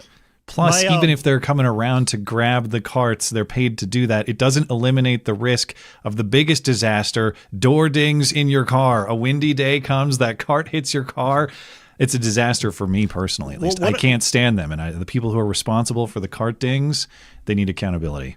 Well, my favorite part of the channel is you have a response for every excuse, and my favorite when those people make that excuse and you say, well, if you go to a hotel room, do you pee and poop on the floor because they'll clean it up after you? And I'm like, that's so true. And it's a broken window fallacy. Like, by their logic, I should go knock over a dumpster because it'll create a job for someone to clean it up. It just doesn't make any sense. Exactly, and that's another thing I've kind of noticed too. Again, I'm not smart enough to have predicted all this stuff, but one of the things that's been revealed about society and sociology is that when I'm at a place, the first thing I do in that parking lot is I start picking up other carts, because that's a second excuse they'll use, is if there's 2 or 3 carts sitting over there, they'll say, "Oh, they did it." Which is literally the most juvenile excuse those little kids say about, like, oh, well, he did it.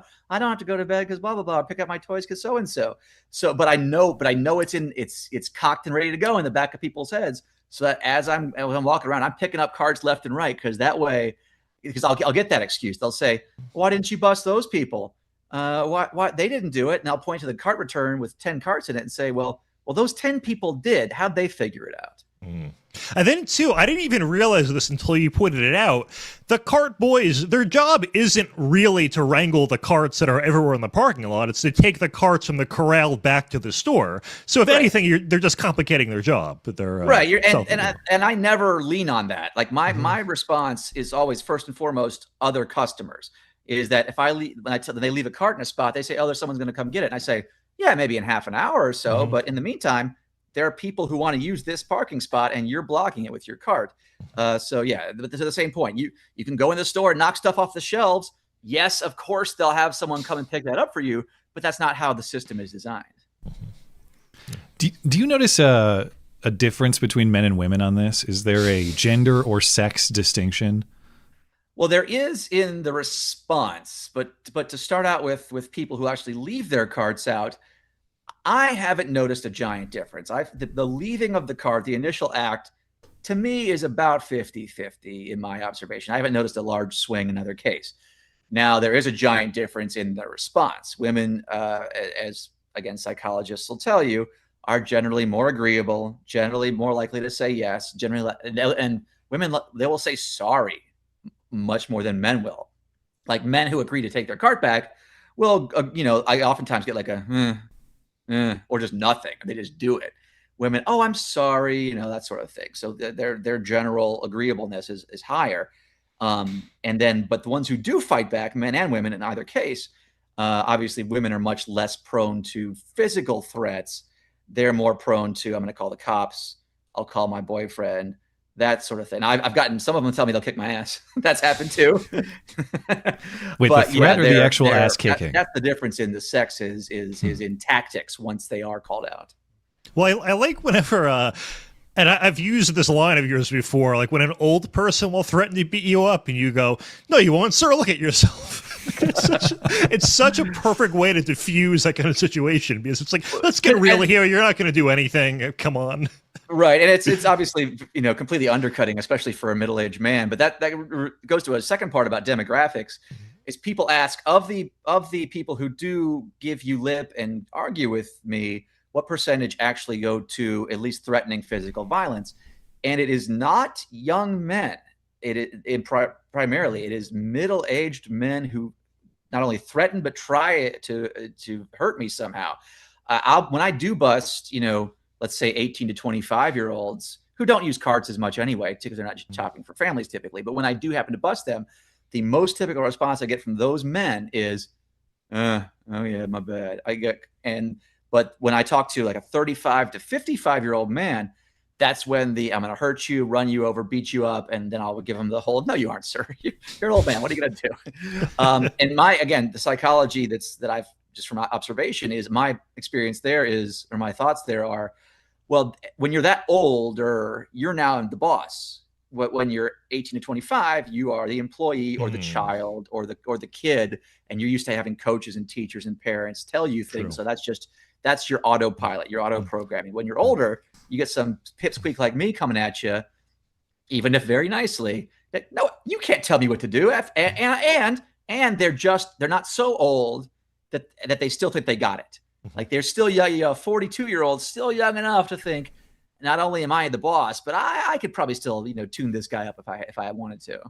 Yeah, sorry, Matt. The only time I could remember like young people giving you a problem was, I think you were busting an old lady and referred to her as an old lady, and then they were like, "No, she's not. She stopped calling her an old lady," and then she said something like, "No, I am an old lady" or something. It was just, it was hilarious. Right. She was an older lady, and again, if she was older, I'm usually very nice, very sweet. I'm not aggressive at all, but I'll at least point this out. Like, come on, especially if she's walked way far out. And that was in here in the LA area. And yeah, these two guys come up and you could tell they just didn't like me, but younger guys, probably early 20s. And they said exactly what you said. It's like, I'm not, it's like, she's not old. And then she said, yes, I am. Like, oh, sorry, ma'am. And by the way, the agent was Agent Mortimer, who has like a bald wig and like white hair. So it was like old on old, and they're calling me old at the same time. Yeah. So it's funny because no matter how many times I get the same sort of responses from people, there's always different wrinkles that just like that make the encounters so weird and not interesting. Yeah. Well, is there another defense mechanism in play that way, emphasizing your own vulnerability or even victimhood? It wasn't your video where I saw this, but it was a viral video of a woman explaining, it was a couple of years ago, or maybe a year and a half ago, something like that. But it was a woman explaining why she doesn't put her cart back. And she's a mom. And her explanation was, well, I would have to leave my kids in the car, take the cart to the corral, which would leave them in danger, which seems ridiculous because if the parking lot is so dangerous that your kids can't be there for 30 seconds unattended, how could you possibly wheel them through the parking lot through the danger? All these kidnappers and pirates out there. Right. But what she's doing is finding a perceived point of vulnerability or victimhood, maybe not quite the right characterization there. But you understand what I'm saying, that they try to make themselves vulnerable as a defense mechanism. Is that something that you see frequently? A lot. And actually to that exact video with the mom you're talking about, I posted a rebuttal recently on my Instagram if you want to check that out. It's a little longer, but it kind of breaks down because it's a whole nother thing where she starts using all these statistics because she's a psychologist, and her statistic, because that video went around everywhere. The LA Times did a piece on it. She did a bunch of TV appearances based on that piece. And she started using statistics about kidnapping and molestation and stuff that upon like the slightest investigation were wrong. But in the video, she argues about like, well, I'm a consultant for jury trials. And I was like, what? Geez, I hope not. But she is. But yeah, you're to the point about victimhood. I get that a lot, not only in the replies, the comment section, but in person. There is among a very large percentage of the population a rush to claim disability of some sort. I have heard asthma, back pills, and by the way, as people are chasing me and screaming, and I know this is controversial, but I think we vastly overprescribe handicap placards in this country because people will say to me, because I'll approach folks knowing that, keeping that in the back of my mind, who ditch it in a handicap spot. But I've watched them. They don't realize this. They don't realize that I watch them come out the store. I watch them load the groceries. I watch them climb up into the back of a truck sometimes. So I've got a pretty good idea of how maneuverable they are. But I get a lot of that is like, I have fill in the blank. I can't because blah, blah, blah. And it's all these supposed health issues. Sometimes I get it about politics and sex and race. Not as much, but it's mostly about, like I said, asthma or whatever. Or the guy the other day, like, I can't. My doctor said I couldn't. But your doctor said you can't walk at 15 feet when you just did, a half hour inside Walmart. You're going to have a heart attack. So it's strange. And to your point that a lot of people use or somehow almost take a twisted pride in not being able or not having to do things. Whereas the very few times that people have pulled that out and been honest about it, I've always taken the cart back for them. There was a lady in Memphis, for instance, who I was on the other side of her car, so I didn't see until I walked around to point out her cart was in the handicap spot that she had a boot on her foot. She had broken her ankle or something.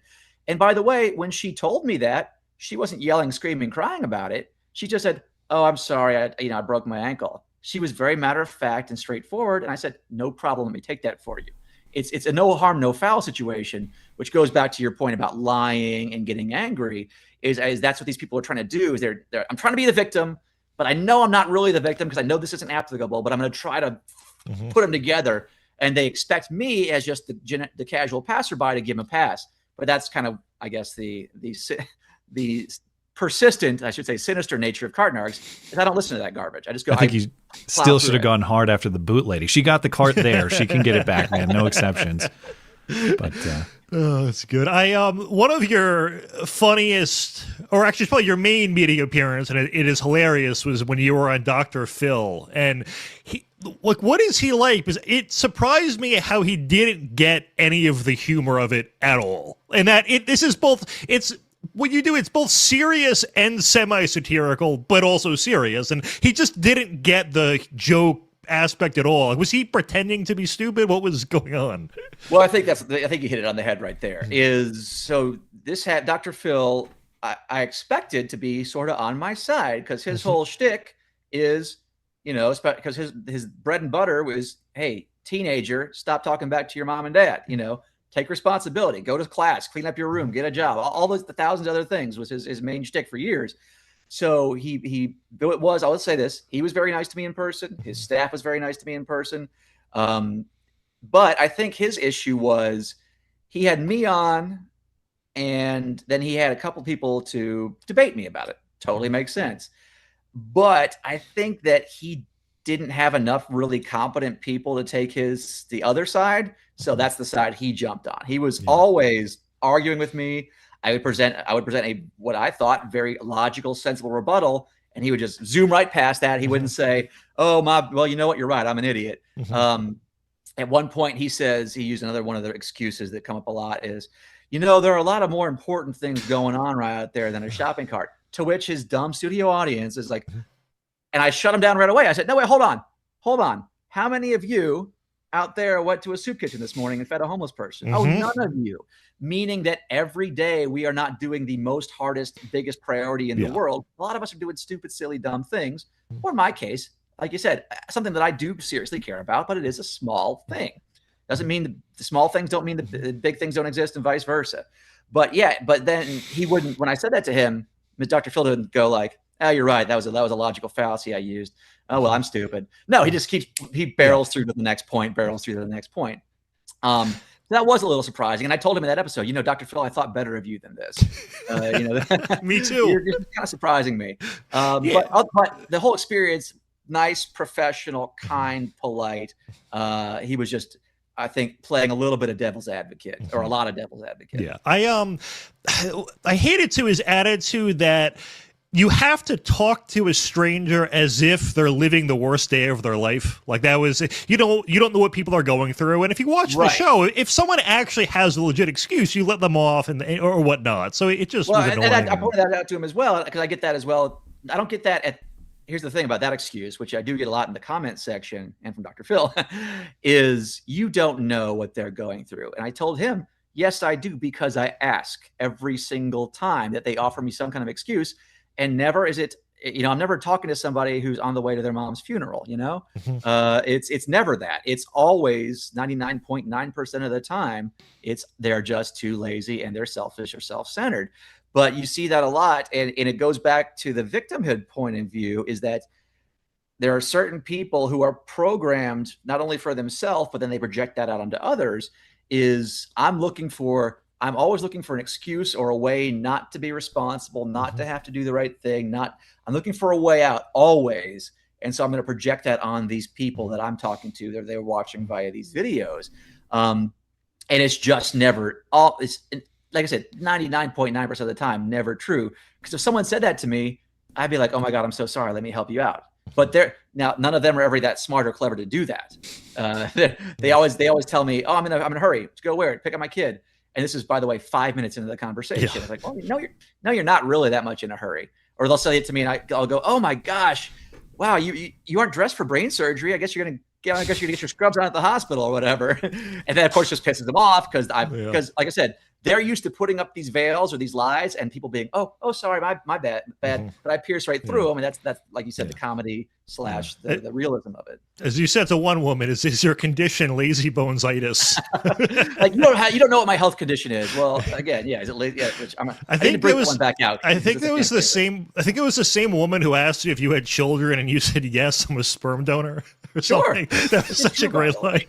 There's so many. I know. Just to everyone watching this, we're kind of nearing the end. I think I've seen every single Cart Narcs video. Each one is worth watching. They are so funny. And if you are not taking your cart back, I will not judge you for your past, but you have to start now, or else that's another one that I get a little bit. Is people said, I just never thought about it. Which to me, again, you've been to shopping centers your entire life, and you've never figured out the cart return was there for a reason. But I'll at least accept that as long as you're positively moving forward. Well, that's our guest special agent Sebastian from Cart Narcs. You can find the Cart Narcs YouTube channel linked in the description. Sebastian, is there anything else you'd like to promote? You know what? If you can do it with your cart, you can do it with anything else. Like I said earlier, use this principle and apply it to all areas of your life, and it'll make you feel better. It'll make you feel better about yourself, that you're not being a burden on others. Well, thank you for your time, and please do stay safe out there.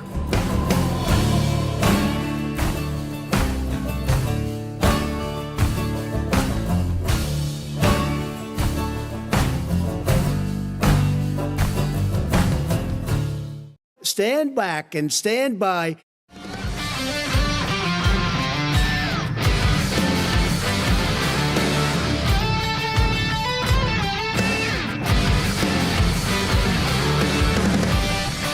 Thanks again to Agent Sebastian from Cart Narcs. Find the Cart Narcs YouTube channel and X account linked in the description. Matt, you mentioned you had an observation of the Cart Narcs set.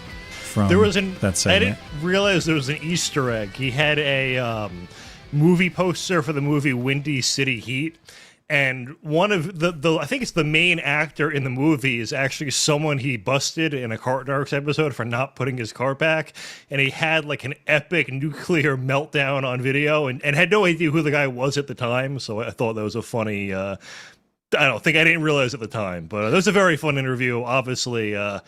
I'm a bit of a super fan, but I will say, to my disappointment, a few lazy bones in the chat. You guys have some work to do.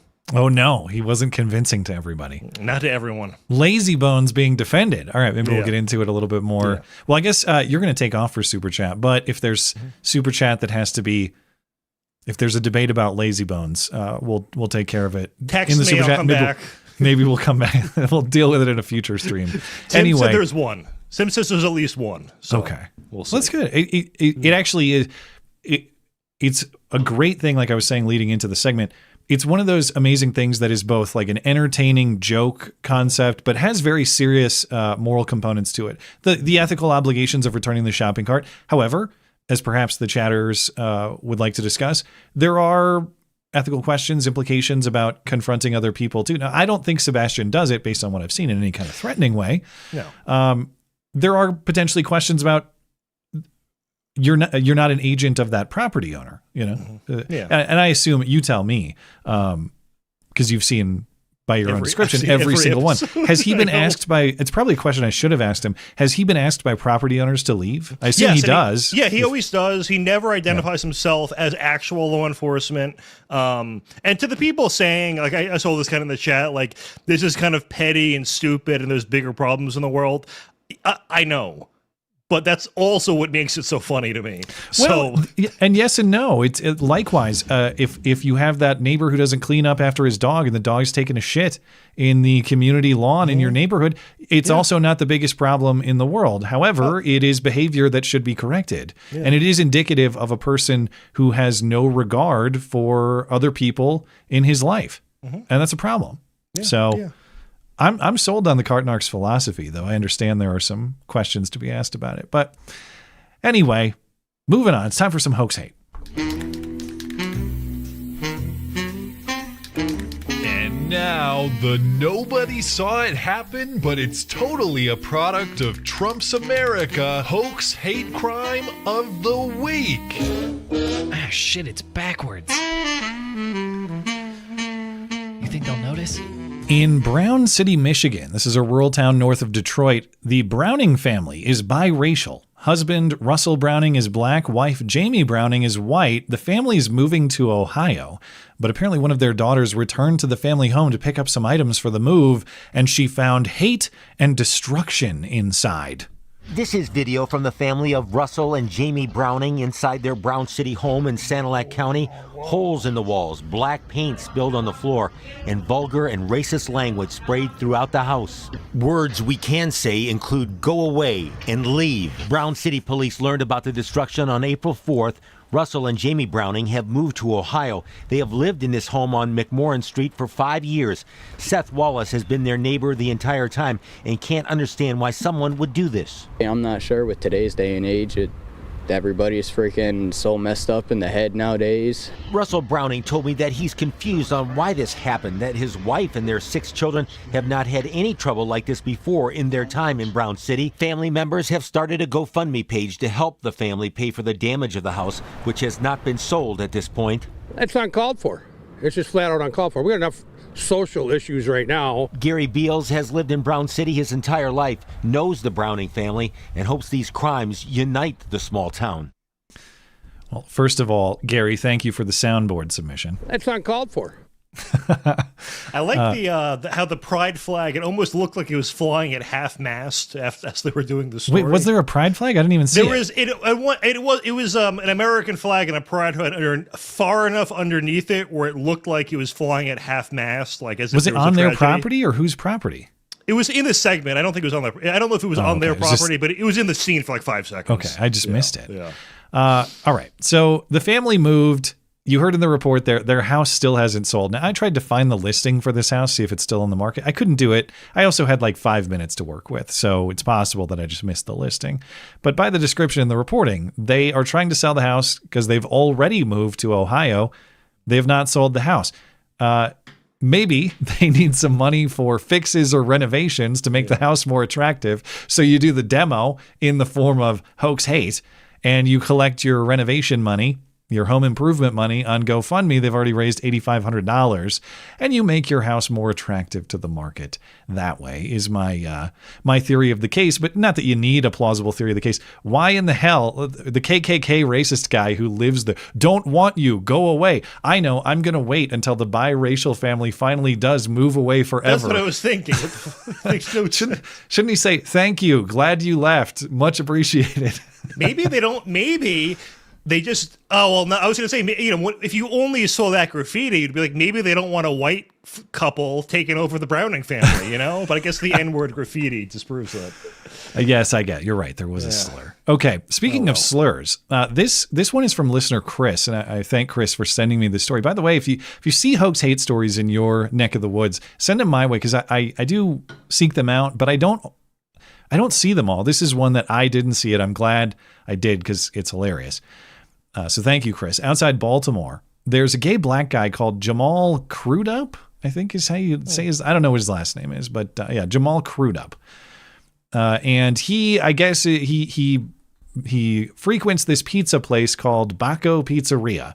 And recently he noticed on his receipt, instead of it saying his name Jamal, it said, according to him, some kind of slur that in the story they won't show or say. So Jamal went back to the restaurant to demand justice for this slurring, but the manager told him to get the hell out of the store, or the owner actually did.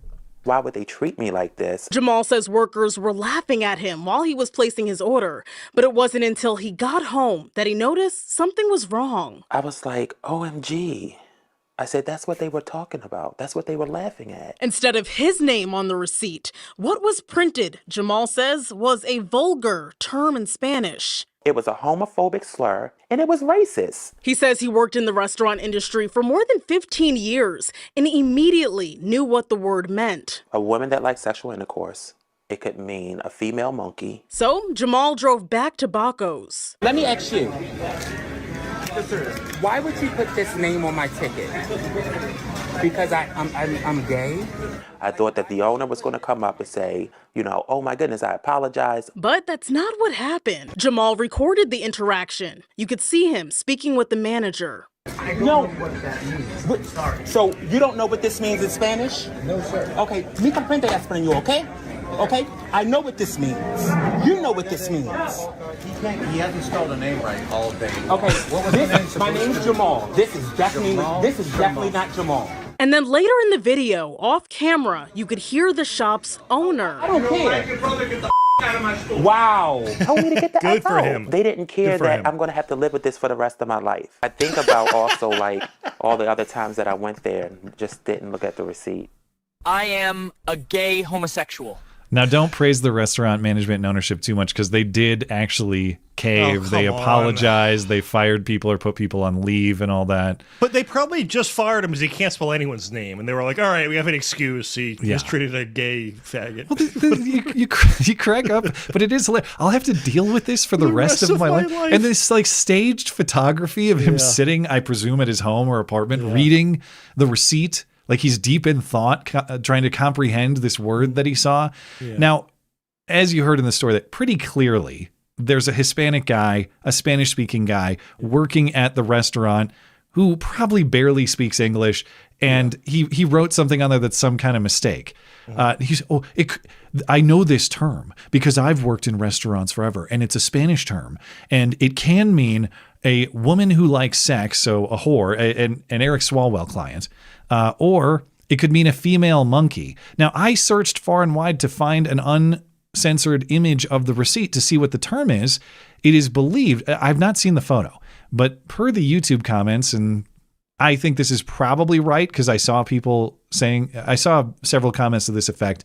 The slur printed on the receipt was, quote, in Spanish, it would be what? Chimona is how they would say it. Sure. Chimona. In certain Spanish dialects, the term is used as a vulgar insult. Depending on the context, it can translate to female monkey or be used as a derogatory slur implying a woman who likes sexual intercourse. But I also see a ton of Spanish-speaking people in the comment sections of this story, from YouTube to Facebook to wherever it's posted.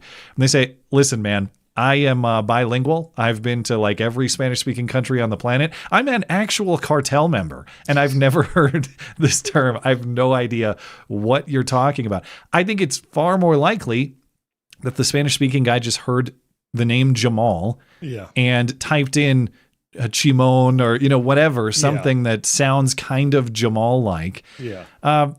Because this supposed slur seems foreign even to Spanish-speaking people who say they've never heard this word.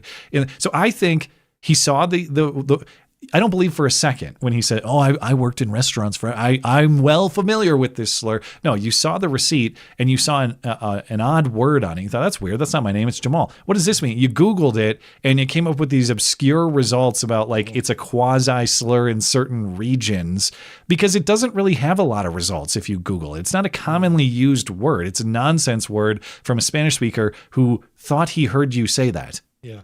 It's actually oddly ties in today. I was learning about a study on how easy it is to think the world is against you when you think you're part of like a victim group. And they did this study with women where the women knew they were part of a study, but were kind of misled what the study was, where they were told they were going to go into a job interview.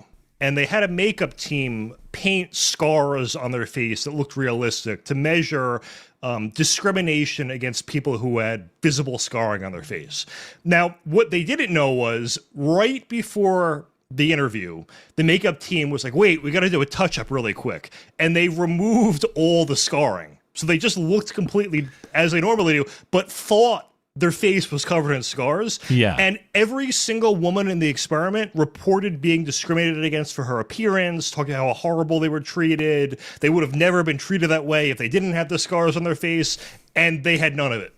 So, you could apply that to, race, sexuality, etc. If you want to see yourself as a victim, you're going to. And I doubt that, you could show this to David Duke and he'd be like, I have no idea what this means. Nobody has heard that slur. Yeah. Not even the most hardened racists against Hispanic people have heard that slur. Yeah. So, by another note on him, you may have noticed when he did the confrontation, he was wearing a pink hoodie.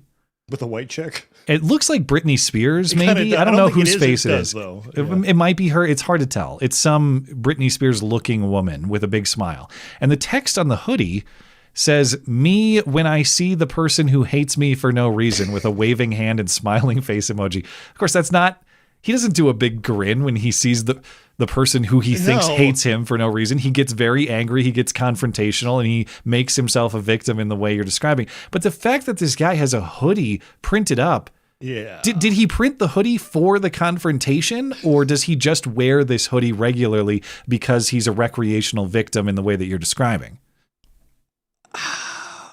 It's either or, I don't know, man, but these people are insufferable. But his name is Jamal, so I have to quote the Will Stansel show and say, it do be like that. Who gives a crap? I don't care. It do indeed be like that, Chimona or Jamal, whatever your name is. Whatever the hell your name is. All right. Lastly, speaking of deranged homosexuals, you may recall a story back before Christmas of a church near my neck of the woods, right down I-90 in Billings, Montana. And I use the word church loosely because it's very clear that this place does not, in fact, worship Christ. This place worships gays and the rainbow.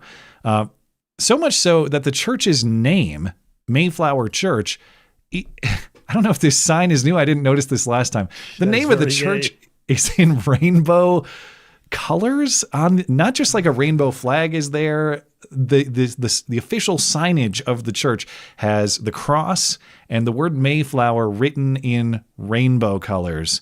United Church of Christ, Billings. Okay.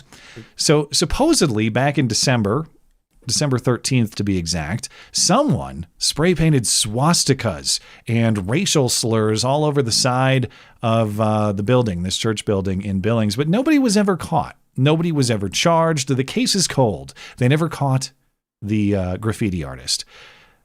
But now the church is using this opportunity, the opportunity of what is almost assuredly a hoax hate crime, to organize progressive activist interests under the guise of church. Everyone is gathering and strategizing for how to combat the hate that, of course, was never even confirmed to have happened. Reverend Amy Carter discovered a shocking sight 4 months ago. There were 6 very bright red, large swastikas and homophobic slurs spray painted on our building. Mayflower Congregational Church in Billings had been vandalized. People were afraid to come to church. Now she's putting together a network, a list of people she and others can call for help when these hateful acts happen. I just thought it would be great if we had like some kind of community gathering where people could come together and be in solidarity with each other. That includes former high school history teacher Bruce Went. I've always been interested in civil rights and treatment of fellow human beings. Went's former students put together an exhibit with the Western Heritage Center about the hate crimes in the 90s. It's those hateful acts that Margie McDonald remembers well.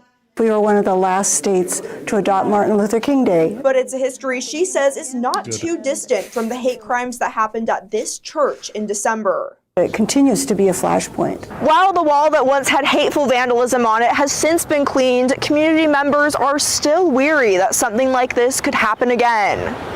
We hoped at that time that we had done a good job and everything would be okay. But what I've found in the meeting is that it is alive and well in Billings. Even more reason to build a network of support now. We're not paid actors. It really happened. Once again, no video, huh? Yeah. The hate is so rampant that they have to remind people about some stuff that happened in the early 90s, probably before you were born, 92 or 93. A year before, yeah. Yeah, right. Yeah, so like about the same time. And on a very small scale, the hate wave that they're talking about, the early 90s Billings, Montana hate wave, as far as I gather, doing a little bit of reading about it today, is that in December 1993, a guy threw a rock through the window of a Jewish 5-year-old's bedroom because there was a menorah in it. And so in response, lots of people put menorahs in their windows. That is the extent of the 1990s Nazi takeover of Billings, Montana. And that's the reason why we have to remind everyone 30 years later that this is still a big problem with a supposed hate incident that so far is not confirmed to have even happened. As though that has anything to do with all the gay stuff that's going on at this church anyway. And I do love that for how much this church organizes and gathers and practices a love of diversity, an appreciation of diversity. That is the most homogenous group of people I've ever seen. They're all like 75-year-old white people. Even the Chinese are like, I can't tell them apart. I have no idea who's who. They all look the same to me. Really do. I mean, here's the thing. Wasn't the head of Hitler's SA openly gay, Ernst Röhm? So maybe it was a really pro-gay Nazi. You have no idea. They haven't caught him yet. He's still on the run. I don't know if we'll try to crack this case. If we get a suspect named and an arrest made, we'll come back to the story. But I doubt it. All right. Well, Knuckle Hunkybuck is here, so cool. I will bid you a good night. Is there anything else you want to mention before you're out of here? Obviously, I have to say buy my book, but if it doesn't really matter. Hope Huckleberry is doing well. I can't believe it's already been a year. But did you call him Huckleberry? He's your Huckleberry. It's Knuckle Hunkybuck. He can be your Huckleberry. Close enough. He's my Huckleberry now. Yeah. It's close. I'm sorry, I misspoke. I mean no disrespect. But no, I'm glad he's back. I hope everything is going well. I hope to hear he's doing well, and I'll see everyone next week. All right. Well, thank you for your contributions as always. There he goes, Matt Palumbo. We'll talk to him next week. I'm going to go get Huckleberry, Hunkybuck, whatever his name is, and I will be right back. Stand back and stand by.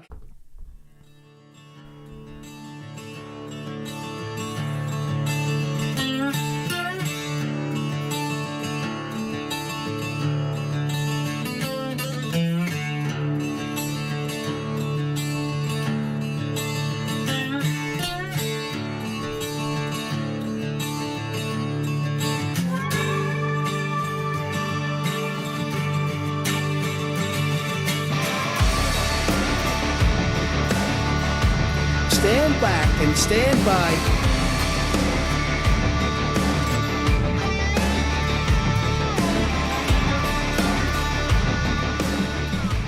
Welcome back. With us tonight is someone dedicated listeners will remember. About a year ago, this guy right here, Hall of Fame super chatter, Knuckle Hunkybuck, made a piece of my stream history. Now, back then, he would join on Sundays to read super chats with me. And yes, the laundry mess was intentional, and I'm glad to see that it remains. But during the show, Knuckle Hunkybuck had something of a mental health episode live on air. And if you missed that moment, I have linked it in the description. It's timestamped, so you'll cut right to it.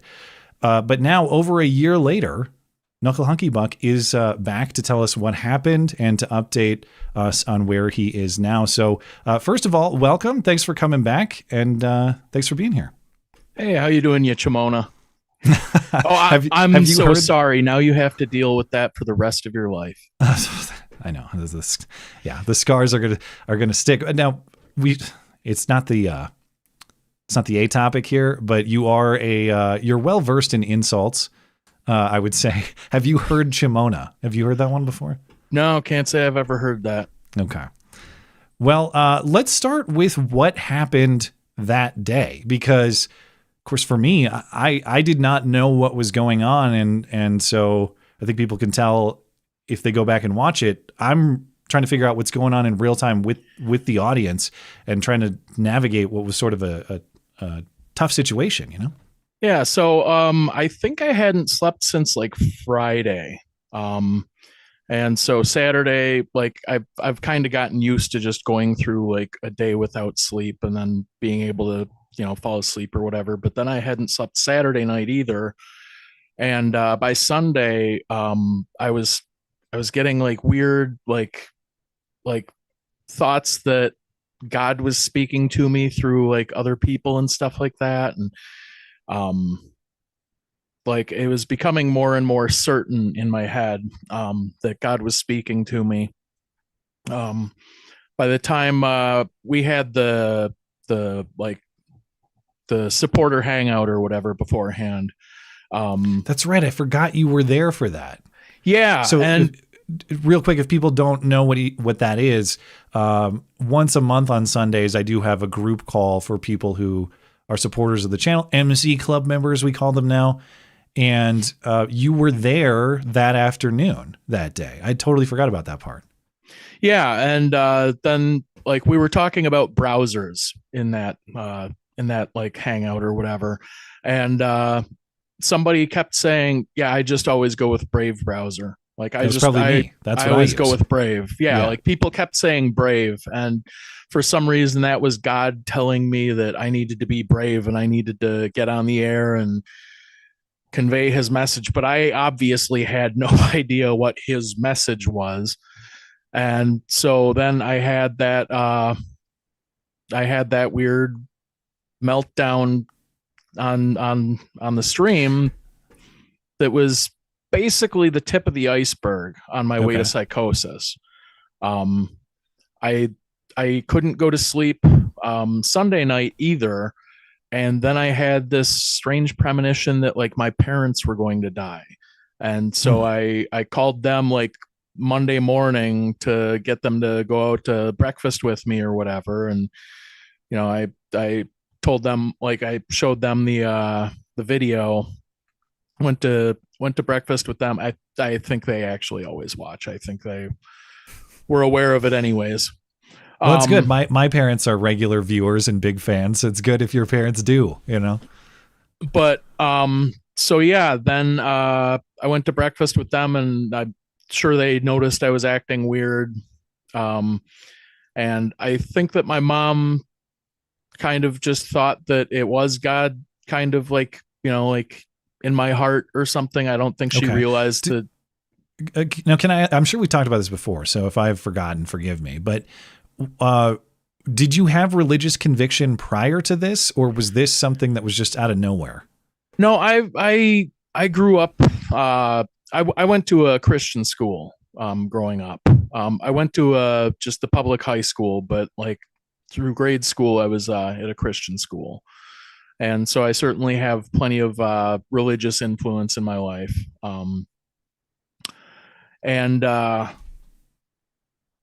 I definitely have always had the guilt of, you know, being a bully in high school. If you remember that part of like, was that part of the discussion? I can't remember. Yeah, that was part of it. I was also like, I also had weird paranoid thoughts that I was going to be blamed for, and deep down, I kind of thought that I was, I almost admitted on the stream that I thought that I was going to be arrested for the Tesla, like people like burning Teslas or vandalizing Teslas and stuff like that. But you didn't do any of that. You just thought you were going to be arrested for it?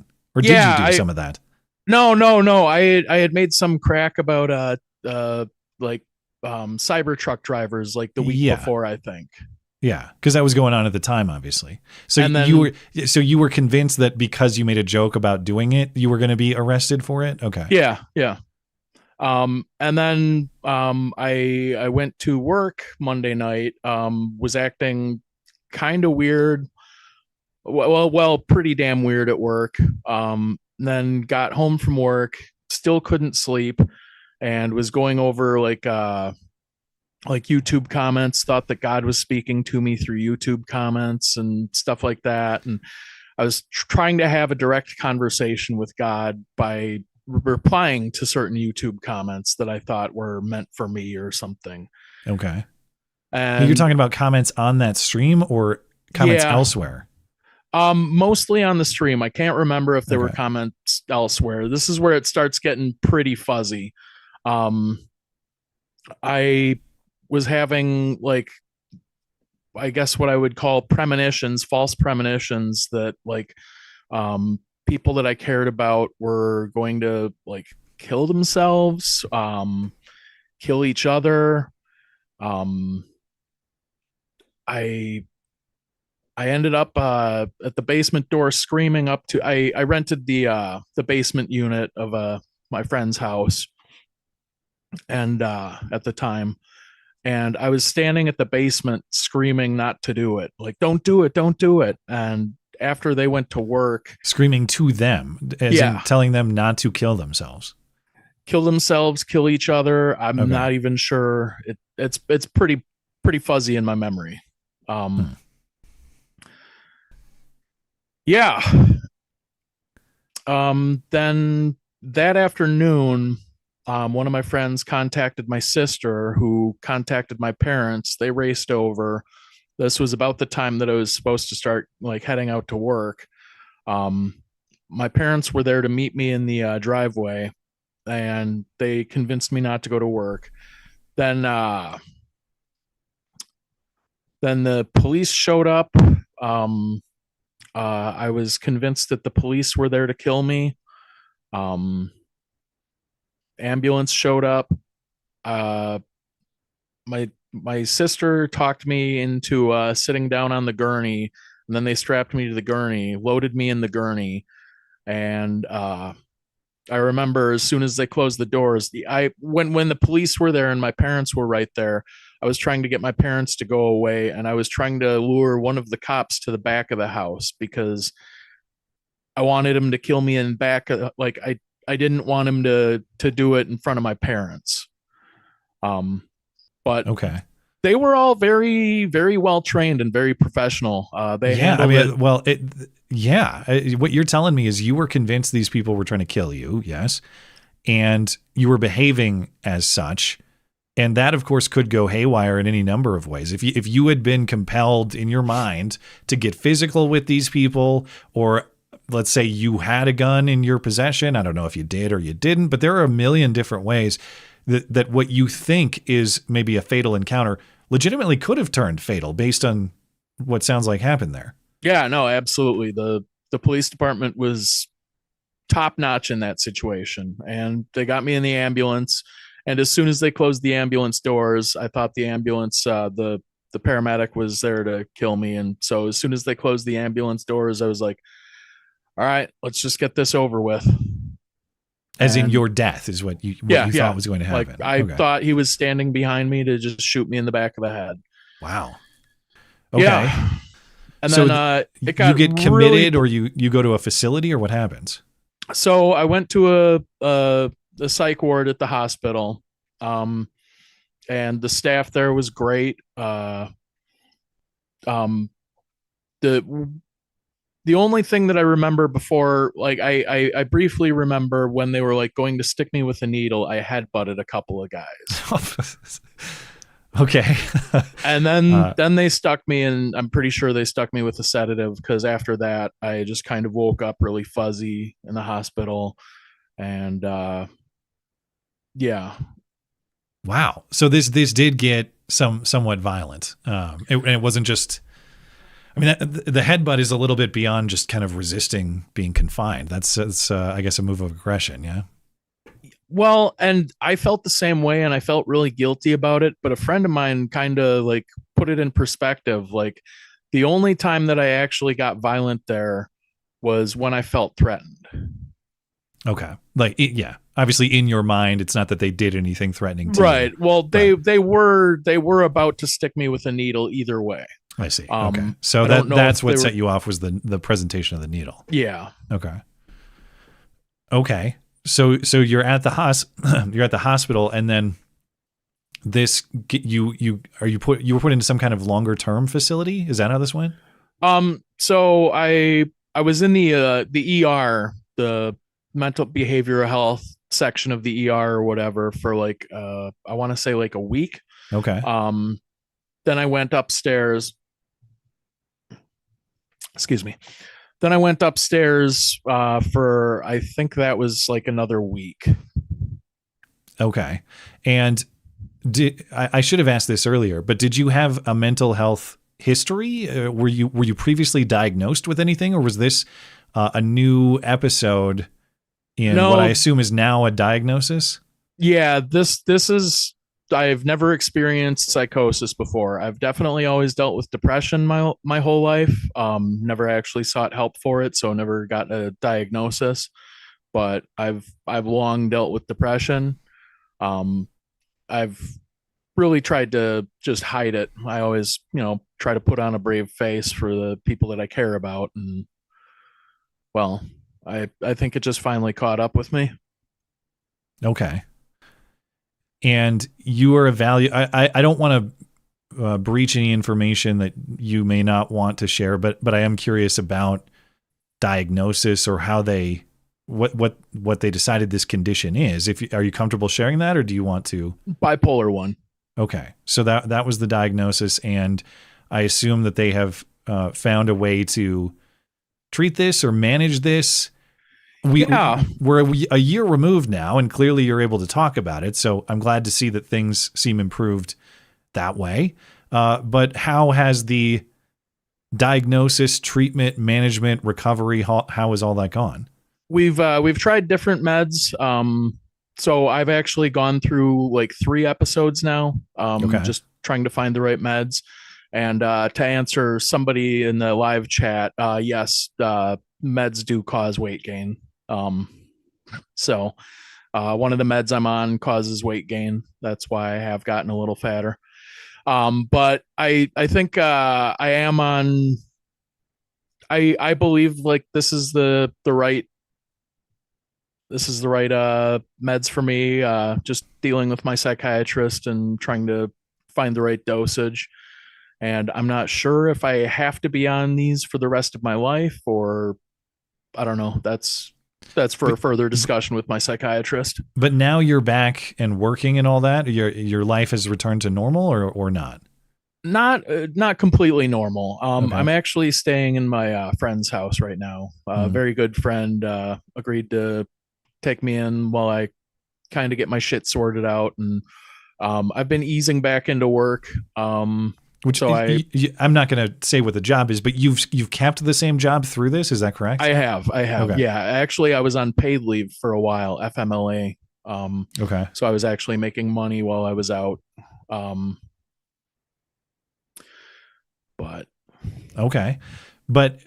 you said you've had 3 recurring episodes. How did they compare to the original one, and when was the last one? The last one was actually February. Okay, so sort of recently, but yeah.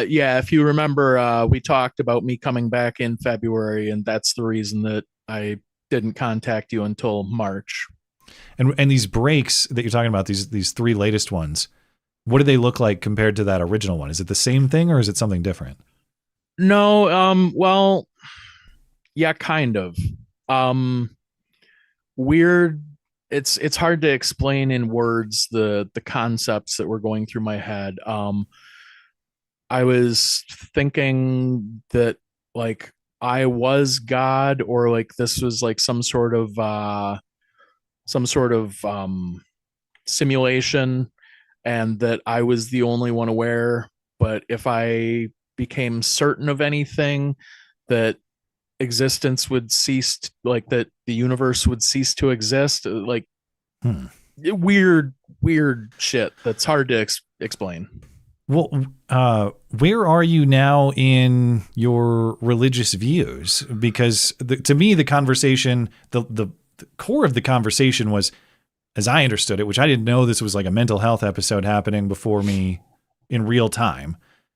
The content of the conversation was you were having some kind of moral epiphany about like participating in this show, or the super chat segment was wrong, that there was a moral wrongness to it that you didn't feel like you could participate in, or you were questioning that. And I don't know if those are your feelings or not. That's not the point. My point is it had a religious component to it. And now that you're somewhat clear of that, do you think that faith piece is that still a big part of your life, even if you think this was maybe a mistaken interpretation of that, or how has religion intersected with this mental health episode? There were certain things that came through, like while I was going crazy, that felt like that made me kind of think that God was speaking to me. There the words. One of the live chatters said, "The process is the punishment," and that seemed kind of profound to me at the time. The one thing that really shined through the whole thing as being maybe actually God is and this was important to me enough at the time that I wrote it on my whiteboard because I was pretty sure that I wasn't going to remember it. It was just the word uncertainty. And so I guess I've kind of come around to basically right back where I started. I consider myself an agnostic theist. I think that a God exists. I believe that it's foolish to think that there's no real God. I mean, even if this is a simulation theory, if simulation theory is true, then somebody wrote the code, somebody's running the simulation, that therefore by definition is God. Well, in wrapping up the story, God bless you, man. I really appreciate you coming back to tell it. I know that it's not easy, and nothing was easy about the original exchange. I was very confused. I didn't know what happened, and our conversations after the fact, I got some sense in the days and week or so after that what was going on, and that helped clarify it for me. But just from my own perspective, I want to thank you for keeping me informed, because I just didn't know how to understand that. And I also want to thank you for coming back and talking about this, because it's a very personal medical thing. And I just appreciate it on behalf of the audience that you're willing to give some resolution to that piece of the stream. Every once in a while that might come up. You know, people remember that episode from last March and they might have a question here or there, and it's not really my place to answer it. So I've known that you were going to come back and give that resolution at some point. And I appreciate you following through on that.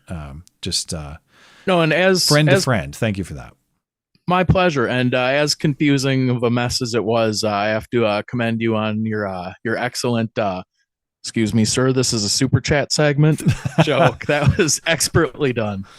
Sir, this is Super Chat. Please shut the hell up and get out of here. All right. Anyway, yeah. Okay, so is there any piece of the story that I missed that you think is important to mention, or are you ready for a Super Chat segment for old time's sake? No, and I was glad to come back on and talk about it, because it is something that a lot of people probably would be ashamed of or embarrassed about.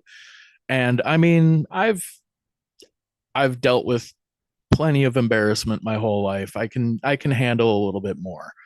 And so I think it's just important to let people know, like, there are other people out there, I'm sure, that aren't sure what's going on, and it's fine. It's nothing to be ashamed of.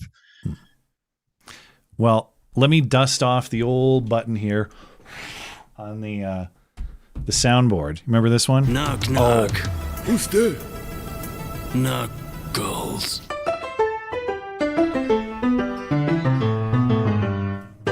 And now it's time for Super Chats with Knuckle Hunkybuck. I'm a knucklehead at times.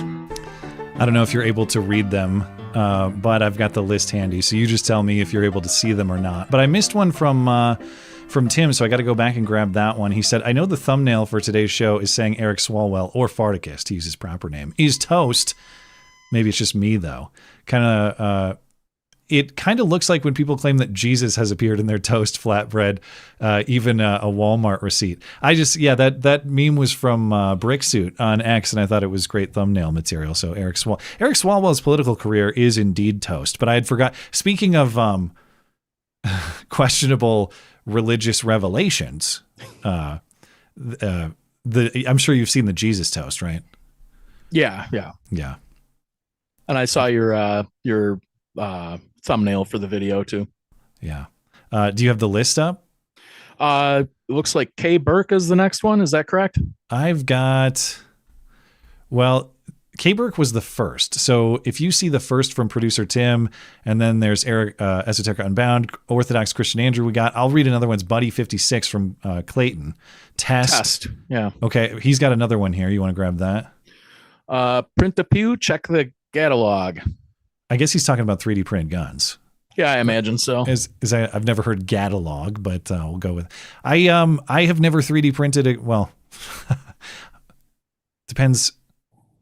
No, I haven't 3D printed one. I've done everything within the confines of federal law, but I've never done the 3D printing of the gun. Only the 80% kits. So I have no experience in that regard. Yeah, I don't have a 3D printer, but I when I heard about the 3D printed guns, I went and found the file before I got a memory hold from the internet.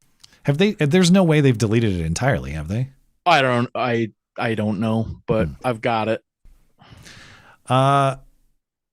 Buddy also says thought it was calling Matt regarded, or retarded maybe, that made my last chat die. Turns out YouTube doesn't like people manufacturing their own self-defense tubes. Oh, so well, yeah. I assume if you're advocating 3D printed guns, which your last chat did, that YouTube has a thing to say about that. Their automatic censorship is very tricky. It's kind of difficult to understand what things get picked up and which ones don't. But thank you, buddy. Appreciate your support for the show.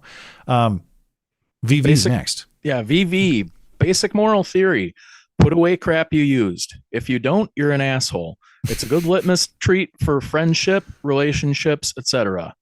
Thank you for your service, Cart Narc. I don't know if you caught the Cart Narc segment. I did, and Lieutenant Palumbo was saying something about, like, he asked a question, I think it was, about different locations. Mm-hmm. When I was serving down in El Paso, the El Paso Walmart, the worst cart mess that I've ever seen. Just carts everywhere in the parking lot. Lots of low trust going on in El Paso, you say?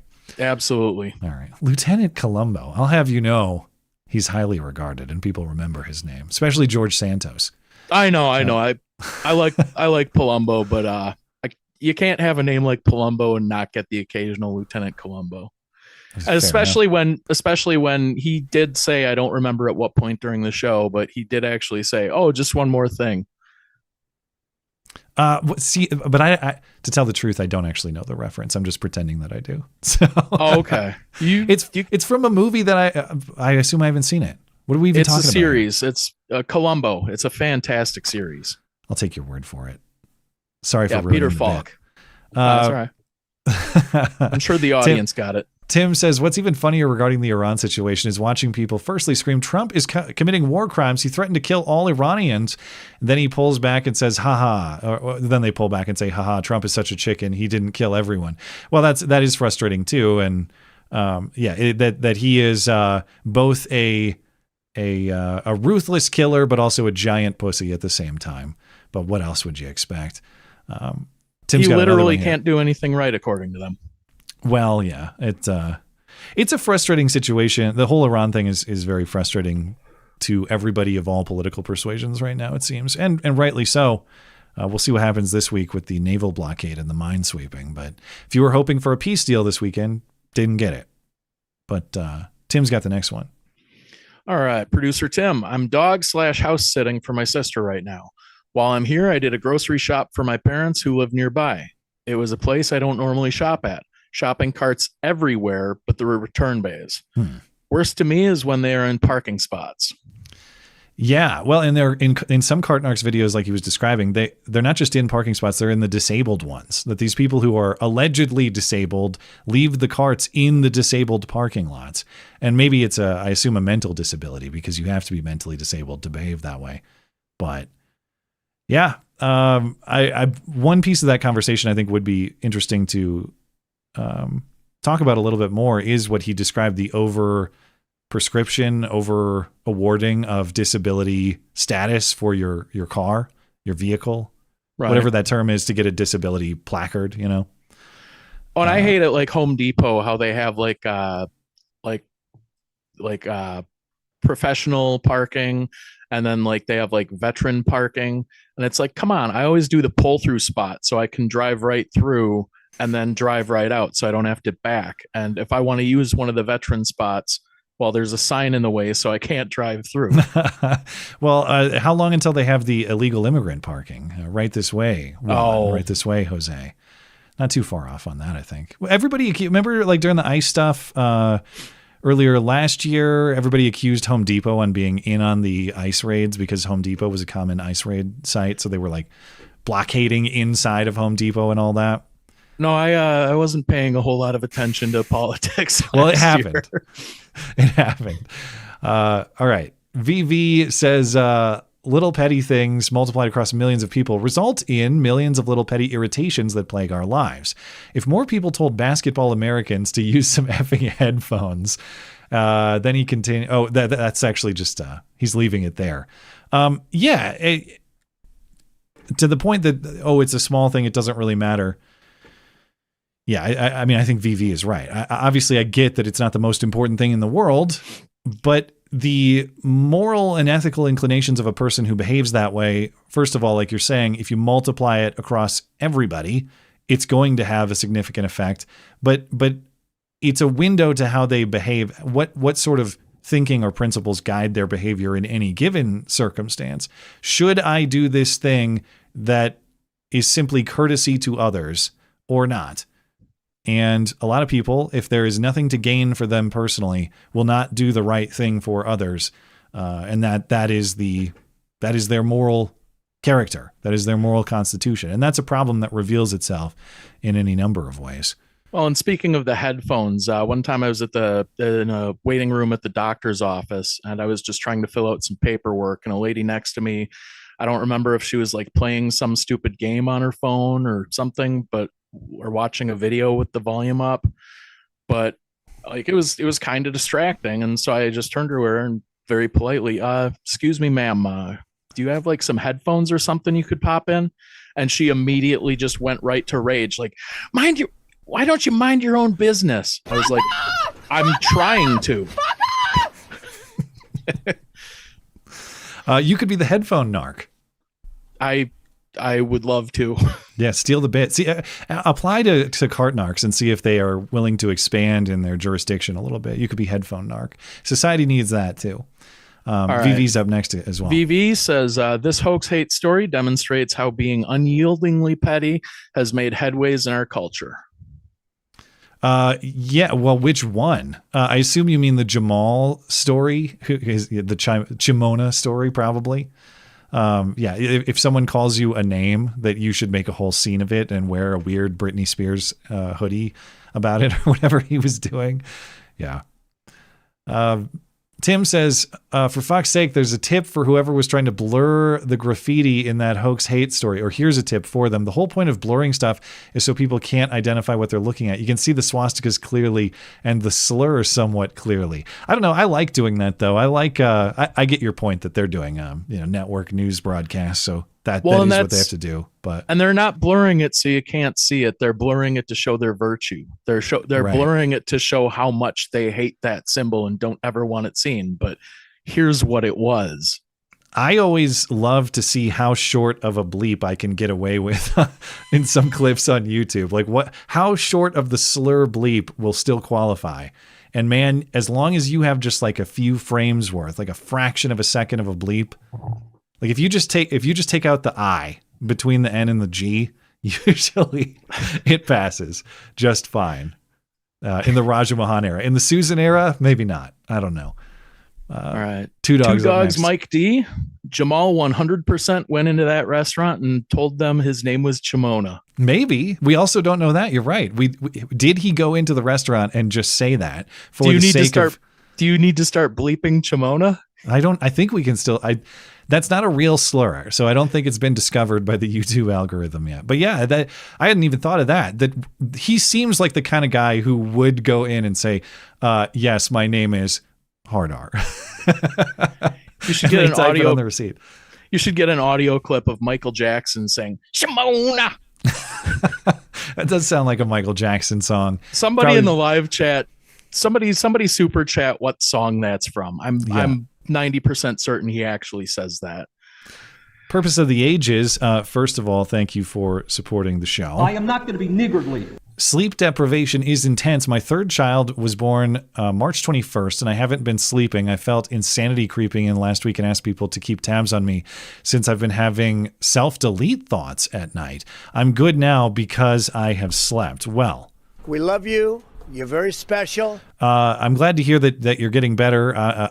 First of all, congratulations to you and your family. I'm sure I've said that already, but I will say it as many times as necessary. That's great. I'm glad to hear it. Congratulations on your growing family. But yeah, sleep deprivation can make you do and think crazy things, and I'm just glad to hear that you're beyond that for the sake of yourself and your family. But back to the topic of sleep deprivation. Have you suffered that in the past, or did that just come about? How did that happen? Yeah, I've like since at least high school had a hard time falling asleep at night. There were plenty of days when I went to school with maybe a couple hours of sleep tops, like 2 hours, something like that.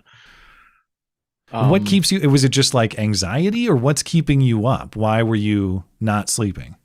Oh, just the constant parade of thoughts of just every stupid little interaction in my life that I didn't do what I should have done. The time that guy told me this and then I didn't say something back, and just the stupid little parade of mistakes that goes on in your head. I sleep pretty well with music a lot of the time, but okay. I haven't experienced sleep deprivation on the levels that you guys are describing. Now, I've at this point in my life, I'm at a lower sleep level than I have been certainly at any point in my adult life for understandable reasons. And sometimes it's kids, sometimes it's anxiety about kids or job or future. That's not common, but I do know that, man, I start feeling messed up. Like I used to get 8 all the time. Now I get like 6, 5 sometimes. And I can feel that wearing on me. Like I'm less mentally sharp. I'm not even as physically capable. Even just not getting enough sleep really messes with you. So I'm trying to do better with that in my life right now. But when you guys are talking about, like when you're talking about going days without sleep, or what Purpose of the Ages is talking about, I've never reached that level of outright sleep deprivation. And there's a reason. Isn't that a torture tactic? That people, it'll make you crazy, man. So, but is sleep improved for you now? Are you doing better? You can't say crazy. That's our word. I thought chimona was your word. Chimona. Yeah. But is your sleep better now before I move on? Yeah, for the most part. Okay. I mean, there are nights when I struggle getting sleep. My psychiatrist prescribed me like basically generic Ambien. I've had to take that like one time, and that worked. And I didn't go online and tweet anything about Planet of the Apes. Well, that's good. Tim says 2 things, or actually this one's yours, right? Sorry. Yeah. Producer Tim, 2 things. 1, I posted an Insta link of the receipt posted by Jamal to his own account on Discord. So it is in there. Let me go see if I can find it so we can verify that it was Chimona. All right. You can continue with the chat while I grab it. You'll have to remind me who created the My Knigga songs, Matt, but with a slur like Chimona. We all know what the same listener has to do now. First of all, let me thank you for this, Tim. This is Jamal's Instagram post, and we can see clearly Chimona is listed. So that verifies the claim as true. Appreciate that. The latter part there was, the creator of the My Knigga songs. That's a listener named Dave who used the AI platform Suno to do it. But we could do it with Chimona too. I should reach out to Dave. Can you make my Chimona? I'm sure he could probably do that. Thoughts and blogs. Is the My Knigga, is that like My Sharona? Right. Yeah. So let me play a little bit of it because I'm sure you're familiar with Noah Knigga, right? Yeah. Are you okay? So listener Dave decided he was going to make a song using AI that's like It's in the style of My Sharona, you're right, but it's My Knigga, and the lyrics are a little more specific than that as well. Let me see. Here's one of them, or the he made two different versions. Here's one version. Oh, my little pretty one, when you gonna give me some time, Knigga. It's pretty good. Ooh, you'll make another Is this AI? Yeah, it's all AI. Okay.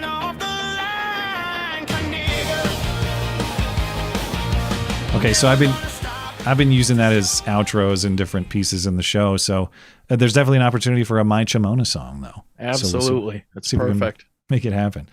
Thoughts and blogs. Knuckle Hunkybuck, so glad you are better after your incident. I would pray for you whenever I'd think of it. May God bless you. Your wit is always missed. Thank you. Thank you very much. The love and support of the audience was actually a big source of comfort to me while I was in the hospital. That it means a lot. It means a lot. And I should, while I'm expressing gratitude for you coming back, I should express gratitude to everyone in the audience for being kind too. And I know, I'm sure there was plenty of unkindness as well. And I know that's part of the bit. Like, the chat is supposed to roast, okay? That's why people like chat. That's why half the reason you participate, maybe more, is to roast people on the stream. So I understand all that too. And I'm not saying the people who may have engaged in some roasting are bad, but I think that when people realized this was something maybe a little more serious than I even knew at the time, I think people were very kind, and I appreciate their support for the show and their support for you, and everybody's handling of that was very good. So thank you guys for that. Okay. Next up is Esoterica Unbound. I do not see that one. Okay. I'll click refresh, but yeah, try a refresh it. He said, go. You got it now, or should I read this one? Yeah, thank you both for the discussion of Hunkybuck's challenges. There isn't enough acknowledgement online of how difficult real life can be. Understanding that is necessary to achieve actual empathy. Wow. The word empathy is so poisoned these days because it's so hijacked by the political left. But yeah, I don't even know. I don't know what thought I'm going to take. I guess I'm glad this is real empathy and not the fake bullshit empathy that's going on for political reasons among politically progressives. expeditious empathy. Yeah. Do you care about a person for its own sake or for his own sake? Or do you care only insofar as it allows you to present yourself as a good person, to virtue signal about it, to proclaim yourself a victim of Chimonaism or whatever else, like, is it empathy? The way it's presented by a lot of people these days is in fact self-serving in a twisted way. It's not actually for the person who's supposed to be the recipient of the empathy. It's just so you can collect good person points to advertise yourself as such. But rarely do people actually do that sort of good thing for a friend or for a family member, or for, I guess people do good things for their friends and family members. People act like they do good things or care about total strangers through the news prism on the internet when they don't. They just care about presenting outwardly as a good person in that way. But it's easy to tweet. Yeah. Injured Guardian, as much as I dislike him, the Amazing Atheist had my pronouns are hard R bit that was hilarious. Oh yeah, Knuckles back. Now we must regain Robin. I don't know where Robin is these days, but Robin is welcome to have a return as well. Robin D. Banks, another super chat legend. All the best to Robin wherever she may be these days. All right, Two Dogs Mike D. Have any of you with sleep issues tried methylene blue? I'm hearing a lot of people benefiting from it. I don't. Now I'm trying to figure out, is this sincere or is it a bit? It's a synthetic compound used medically to treat a blood disorder. So it's something. It's a drug that's used to treat a blood disorder. But maybe I assume it's sincere. Sorry, Two Dogs. I didn't know if this was a joke or if it was a real thing. But it's a real blood medication that maybe has sleep disorder benefits. I don't know. I couldn't tell you anything about that. You know anything about that? No, never heard of it. Sorry, 2D, but appreciate your support for the show. And Polaris 9009, just now catching up, wanted to share a bit of my per diem with my favorite podcast crew. Maybe someday Tim can join to grace us with his presence again. Not saying I don't enjoy the Matt and Matt show. Well, Tim does. Tim contributes in his like fact checking way, like he did tonight. And every once in a while, he might call in on Wednesday or pop in here and there. But Chim, I almost called him Chim, like he's Chimona. No, Tim.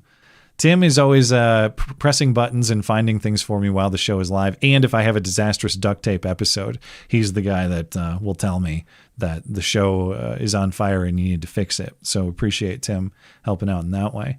Well, and now he didn't say literally the Matt and Matt show. He did say the M&M show. Right. The show melts in your mouth, not in your hands. I wouldn't presume to know, because who knows? It's not Palumbo. It's somebody else. It's not the M&C show. All right, Long Dong John is the last one I have over on YouTube and Tippy. Okay, I do not have that one either. Okay, I long for a simpler time when Superchats Matt would hesitate to read would invoke jokes about Shapiro Americans and showers instead of degenerate AI use. I do remember those days. You're right. Boo Jews. There was some of that going on. Yeah, that was a difficult chat to navigate earlier. I don't know if you heard that one, Hunkybuck, but yeah. I don't remember it specifically. It was about using AI to generate sexual depictions of a certain person. Oh, yeah. All right. Okay. You don't have Rumble, but I have Rumble, so just a few over there. Laser 47, has the Cartnarch studied the Aldi cart quarter phenomenon? I didn't ask him that, so I don't know, but I don't actually know what that is. The Aldi cart quarter system is a cost-saving measure where shoppers insert a 25-cent deposit to unlock a shopping cart, which is returned upon rechaining the cart. This system, rooted in European operations, eliminates the need for staff to collect carts, reducing labor costs and allowing lower grocery prices. That is a good plan. Bingo. It also cuts down on those, if they're all locked up in that way, it cuts down on those bums who steal them, you know? That's a good plan. All right. We actually have a new one over on YouTube from Two Dogs Mike D. He says, "You ignorant fools." And then he has another one. "Just kidding. Take my money." Well, thanks for supporting the show, man. Hey, if you're coming to me for medical advice, I've never advertised that, but I can give it my best shot. I just don't know anything about that drug. But anyway, Donnie 5000, meth is one hell of a drug. Am I right? Speaking of, did meth play a part in any of this story? No. Weed gummies did though. Okay. And actually, I think marijuana use in general, I think basically my brain is allergic to marijuana. It causes me to become crazy. So are you still a consumer? You don't have to answer that No. But you were leading up to this. I wasn't for most of my life. And then I started using it after it had become legal. I was using it to help me try to help me sleep. And I was kind of using it recreationally also. The only times I've tried it, and I know my parents are downstairs listening to me talk right now. They'll probably hear this in about 20 seconds. What? I can't believe we raised such a degenerate. They're sitting downstairs. I've tried it a handful of times, which my parents know about. But the only times I've tried it with some of my marijuana consuming friends who insist, no, bro, you don't have the right strain, or you don't know the right this or that. The times it has been effective on me, which is very few, I've only consumed it a few times, that's the effect it had on me, was outright terror, paranoia. Like one time I had some while snowboarding, which is a degenerate thing to do. You shouldn't do that. You shouldn't ski or snowboard under the influence, but I have a long time ago. Man, I felt like I was snowboarding 1,000,000 miles an hour, and I was terrified that every lifty was going to know that I had smoked weed. And I was going to, the sort of stuff you're describing, I didn't think they were going to kill me. But in my head, it was like they were going to figure it out. They were going to out me, and I was going to be like arrested, and my life was going to be over, so I had to like avoid the lifties, when in actuality, like every other person who passes by the lifties is probably way more high than I was. But that's the effect that it's and that's the reason there are a bunch of reasons I don't. But the experience of it, to me, there was nothing enjoyable about it at all. I'm telling my friend, when is this going to wear off, man? I'm over it. I was like terrified on the chairlift because it's up so high. I feel like I'm going to fall off. Right. Well, and I'm afraid of heights anyways. So like sober, I would get nervous on a chairlift. Not that I have a lot of drug experience or substance experience in my life. I generally don't, but that's one substance. I just don't get it. The effect on me, there was nothing desirable about that effect at all. And I ever since that particular encounter, I've never smoked again. So anyway, meth is a hell of a drug, but so is marijuana, apparently. That's the lesson we just learned. Donnie also says tweaker with a hard R. Well, I don't know. Who's the tweaker? Are you the tweaker? Maybe they're suggesting I am. Maybe that's why I went psychotic, supposedly. Yeah, maybe. He's a tweaker at worst. He's not hard R. Anyway. Okay. I think we just had, we did get 2 dogs. So I think we're all set, man. We're caught up on Rumble. We're good on YouTube and Tippy. Anything else you want to mention before we call it a night? No, I got nothing. Okay. Well, we will call it there. Thank you everybody for tuning in. Thanks to our live chatters and super chatters for making the live show a success. If you're listening on demand later, thank you kindly as well for supporting the show. Thanks to our guests, Agent Sebastian from Narcs. Find the Narcs YouTube channel linked in the description. Of course, Knuckle Hunkybuck. Thank you for coming back to tell your story. Appreciate it. And God bless you, man. All the best going forward. Thank you to the highly regarded Matt Palumbo as well. Find his X account and his latest book on Alex Soros linked in the description. Thanks to producer Tim for his assistance tonight, as always. Find everything show related at mattchristiansenmedia.com or mattis.gay if you prefer brevity. Hey, join the MC Club if you support the show. Plenty of supporter perks for you there. Help keep the duct tape operation running. I'm live on Wednesday and Sunday nights. Have a great night and a great week.